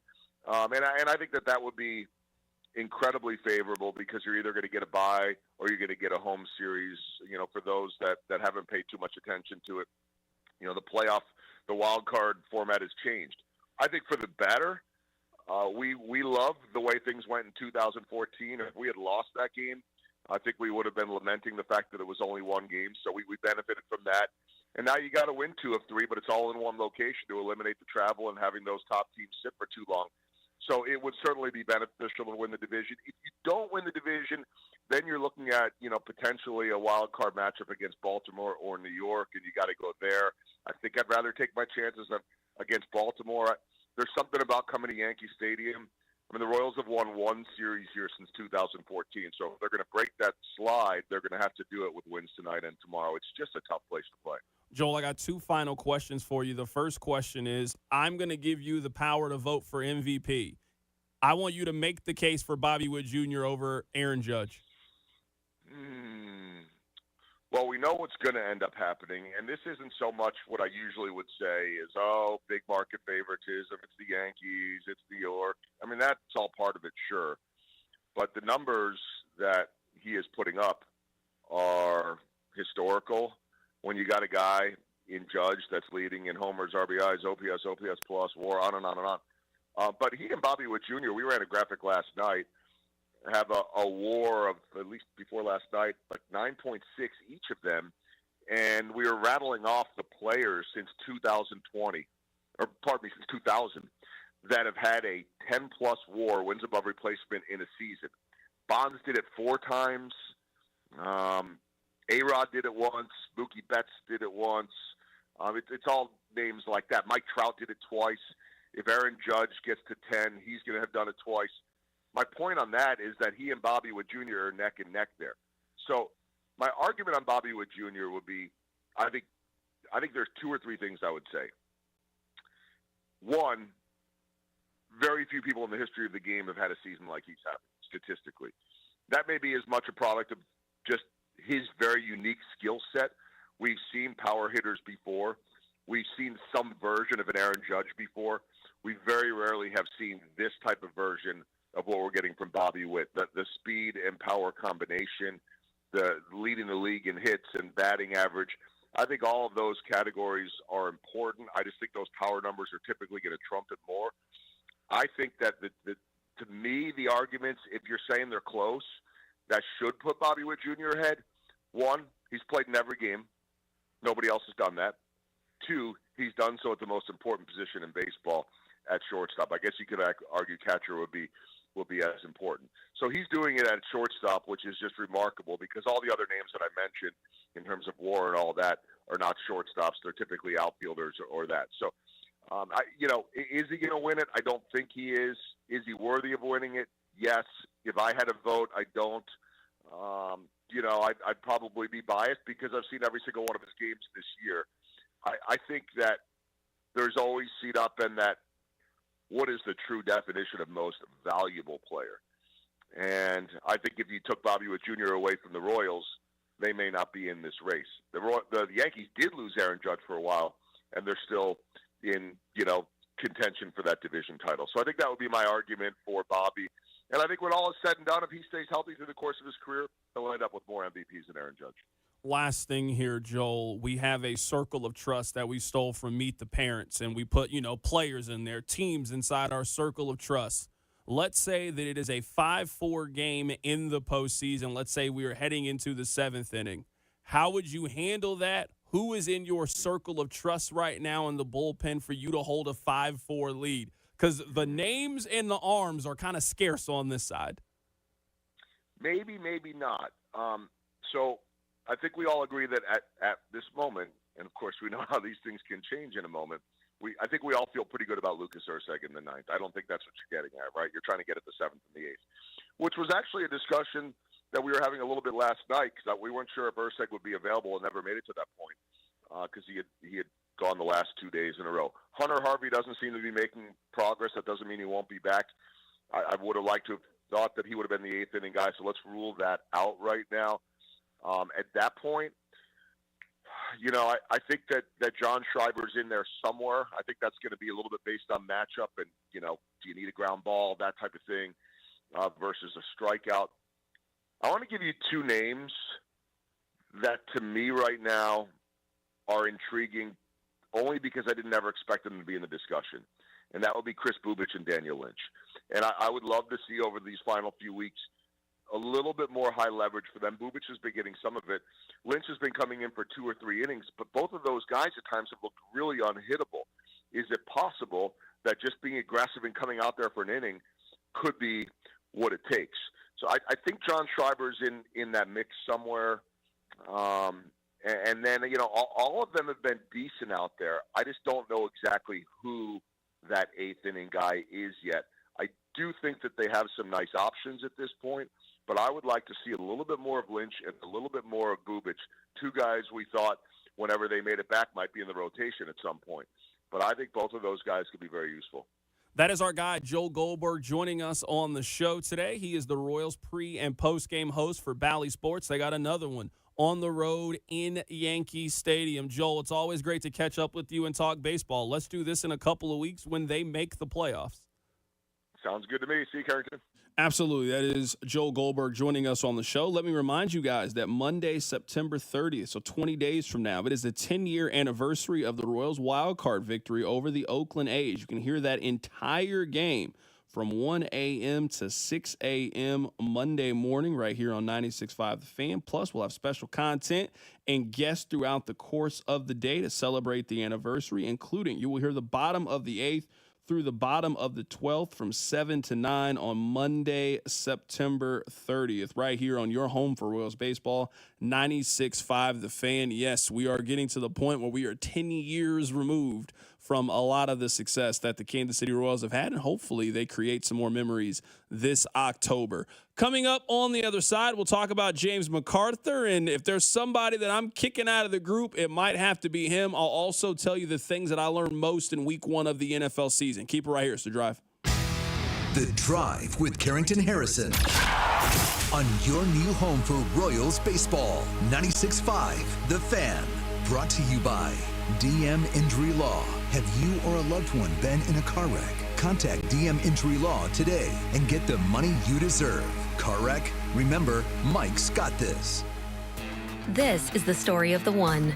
As a warehouse manager, her job is to transform chaos into clarity and to see patterns where others see problems. Luckily, she's got a partner who shares her perspective. Grainger offers over 1 million industrial-grade products, backed by real person support and in-depth online resources, so she can tackle every task with precision and turn potential setbacks into streamlined success. Call clickgrainger.com or just stop by. Grainger, for the ones who get it done. At Shane Company, our engagement rings are the perfect blend of design, function, and beauty, each one a unique work of art. We meticulously craft our bridal jewelry in our jeweler's workshop to the highest standards, expertly setting each diamond by hand, ensuring the structure is perfectly balanced, and sizing everything for the perfect fit. Shane Company offers a free unmatched lifetime warranty because your engagement ring is an heirloom that was made to last. You'll cherish your ring today, tomorrow, and forever. Shane Company, your friend and jeweler. This weekly football preview is brought to you by MD Anderson Cancer Center. Well, football is officially back with games starting up this weekend. Things get started on Thursday night with Baltimore and Kansas City, followed by a Friday matchup between Green Bay and Philadelphia. And to wrap up week 1, New York heads to San Francisco for the first Monday night game. At MD Anderson Cancer Center, we're doing whatever it takes to end lung cancer. Visit mdandersonlungcancer.com to learn more. MD Anderson Cancer Center is again ranked #1 in the nation for cancer care by U.S. News & World Report's Best Hospitals rankings. Our physicians treat more types of cancers in a day than many see in their whole career. This unmatched depth of expertise, combined with our groundbreaking discoveries, gives our patients access to the most innovative treatment options. Learn more at mdanderson.org. Everyone knows the highest quality siding you can put on your home is James Hardie Siding. It carries a 30-year warranty on the siding, a 15-year warranty on the paint. It will not burn. Termites won't eat it, since fiber cement isn't on their menu. And it'll stand up like no other siding to the brutal weather we have here in the Midwest. So, who do you call to install Hardie Siding on your home? Thermo King, that's who. With over 20 years installing siding and thousands of satisfied customers, Thermo King's highly trained, highly skilled crews have the expertise to seal up your home tighter than Fort Knox and do it right the first time. Right now, save up to $2,500 on a whole home of siding. Replace your windows or entry door and save even more. Don't leave your new siding to chance. Call the experts at Thermo King. 888-KING-WIN or online at thermokingwindows.com. Welcome to Staples. My son's teacher emailed his back-to-school list. He needs crayons and notebooks. With Staples Hot Deals, you'll find low prices on tons of school supplies. And all in stock. Oh, now they're saying he needs folders and glue. You got it. And markers? Of course. Oh, geez. Might I suggest 2 carts? Staples has everything for school in stock and priced low. Right now, 24-pack Crayola crayons and 2-pocket poly folders are only 50 cents each at Staples. Ends 9/14, in-store only, limit 10 while supplies last. Total Wireless is made to totally keep up with you. We now have unlimited data that never slows you down, covered by the Verizon 5G network, and all for less than $30 a month when you get 4 lines. And the best part? We give you a free Samsung Galaxy A54 5G when you switch to the Total 5G Plus Unlimited plan. Visit your local Total Wireless store today. Total Wireless, we're totally with you. Actual speeds may vary by location. For data management practices, see TotalWireless.com. Hi, I'm Angie Hicks, co-founder of Angie. When you use Angie for your home projects, you know all your jobs will be done well. Roof repair? Done well. Kitchen sink install? Done well. Deck upgrades? Done well. Electrical upgrade? Done well. Angie's been connecting homeowners with skilled pros for nearly 30 years, so we know the difference between done and done well. Hire high-quality, certified pros at Angie.com. Vanguard is 100% client-owned, serving over 50 million investors every day. Whether you're planning for retirement, putting your kids through college, or saving up for your next adventure, Vanguard can help you set personalized investment goals. All investing is subject to risk. Vanguard is owned by its funds, which are owned by Vanguard's fund shareholder clients. Copyright 2024, The Vanguard Group, Inc., all rights reserved, Vanguard Marketing Corporation Distributor. Join 96.5 The Fan and Bud Light for the Fans Football Show with Mitchell Schwartz and Jay Binkley every Thursday in September starting at 6 at participating Buffalo Wild Wings locations. Enjoy $5 talls, prizes, and Chiefs gear. For a list of locations, go to 965thefan.com. Here's traffic, brought to you by DM Injury Law. Have you or a loved one been in a car wreck? Contact DM Injury Law today and get the money you deserve. Car wreck? Remember, Mike's got this. This traffic is sponsored by Park & Go, your top choice for all covered airport parking. Looking at heavy traffic, those southern lanes of the downtown loop and northbound 35 into downtown. Heads up because KDOT has closed that eastbound 70 Lewis and Clark viaduct that will be closed through the remainder of the year. Tackle your airport parking needs at Park & Go. Always the best service, always the best price. Open 24/7, fast and free shuttle services. All spots are covered. Reserve your spot today at bookparkandgo.com. Park & Go, family owned and operated. I'm Lori Pearson for 96.5 The Fan Traffic. Chiefs fans, it's Hollywood Brown. Welcome to The Drive with Carrington Harrison on your home for Chiefs football. 96.5 The Fan. All right, we don't have a whole lot of time here, but we got enough time to talk about these two things. Let's start with the first one. James McCarthy. Now, I understand that at one point, the midday show, man, they love them some James McCarthy. You know how much you got to love somebody to go get T-shirts printed up in their honor? They were all in on James McCarthy. Don't let them try to fool you and tell you otherwise. They were selling that stock. I want to give you guys some stats regarding James McCarthy. Now, this is post-All-Star break. So a decent sample size. The All-Star break was a long time ago, my friends.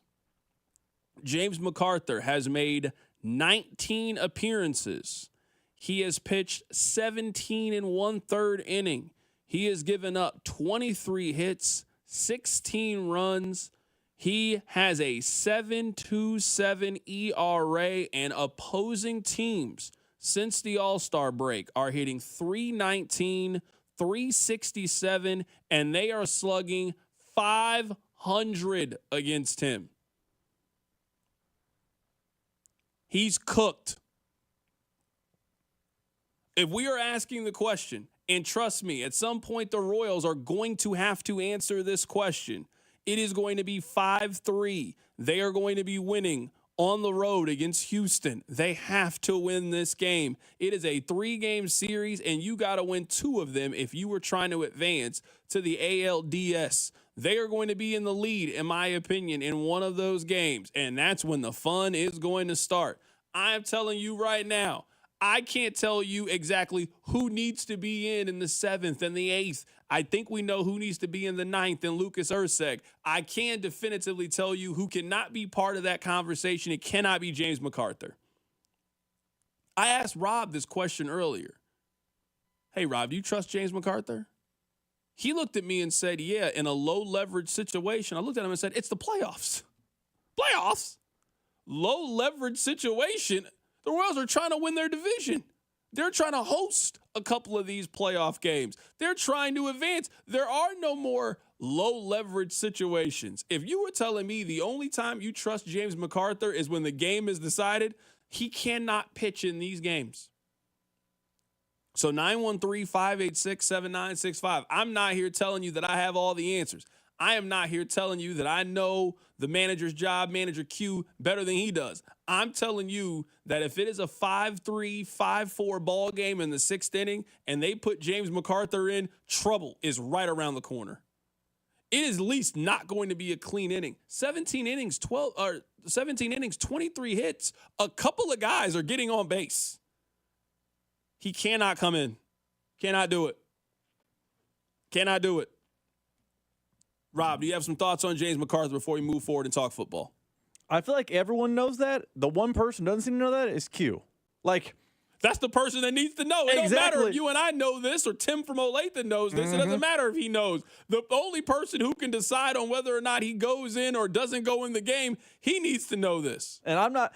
James McArthur did have a good beginning of the season, and I know people can do fun with numbers and say, look, he was okay, but he was okay when it was like 7-0, bring him in. He was okay when they were getting drubbed, bring him in, and he had got some confidence back. But in moments where the game is on the line, you just can't go to McArthur right now. Maybe he gets back to being that guy next year, but just in 2024, he's not that guy. So try Bubich, try Lynch, like Joe Goldberg said. Give me more Erceg. Hope Hunter Harvey gets healthy. More Schreiber. Anyone, because McArthur cannot be a high-leverage guy. He just can't. Text line 913-586-7965. He's the second best right-hander in the bullpen right now without Erceg available. Who are you going with?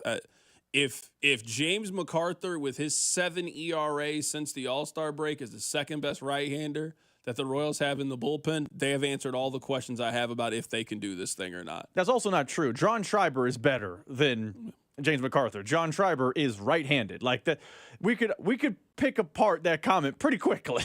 Yeah, it's not going to go well. Quick football thought before we hand things off to Josh Vernier.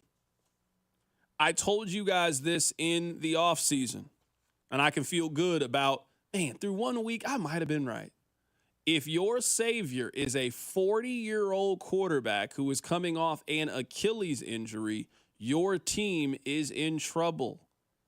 I would say the biggest flaw that we have now as football fans, and maybe this is just a product of modern medicine, is that we just don't believe injuries anymore. A guy tears his ACL, he comes back, he's supposed to be the exact same player. You pop your Achilles, you come back the next year, you're supposed to be... It does not work that way. Aaron Rodgers looked like somebody who hasn't been playing a lot of football lately. Kirk Cousins looked like someone who hasn't been playing a lot of football lately. Both of those guys threw less than 200 yards. Both of them were the quarterback of a terrible offense this week. That both of those teams are fully counting on and depending on those two quarterbacks to be special. And if they are not special, they have no chance of winning. The Jets looked bad yesterday. Now, I know it. You're on the road. You're playing San Francisco. That's one of the better teams in the league. And they got Tennessee this week. That Jets team looked like all the Jets teams I've seen over the course of the last 4 or 5 years, to the point where I would bet on Robert Saleh to be the first coach that gets fired. If this thing doesn't get off to a hot start, I'm telling you who's going to be the one that has to wear it. And it's not going to be Aaron Rodgers. It's not going to be Garrett Wilson. They're firing the person that's in charge, the person that is 16-33 as the head coach of the New York Jets. He's the one that is going to be handed the pink slip. We had a lot of fun today. Hopefully you guys did as well. We're off an hour early today because of the Royals in the Eastern time zone playing the Yankees. All right, we'll be back tomorrow as we start to get closer and closer to week 2 of the NFL season. Hopefully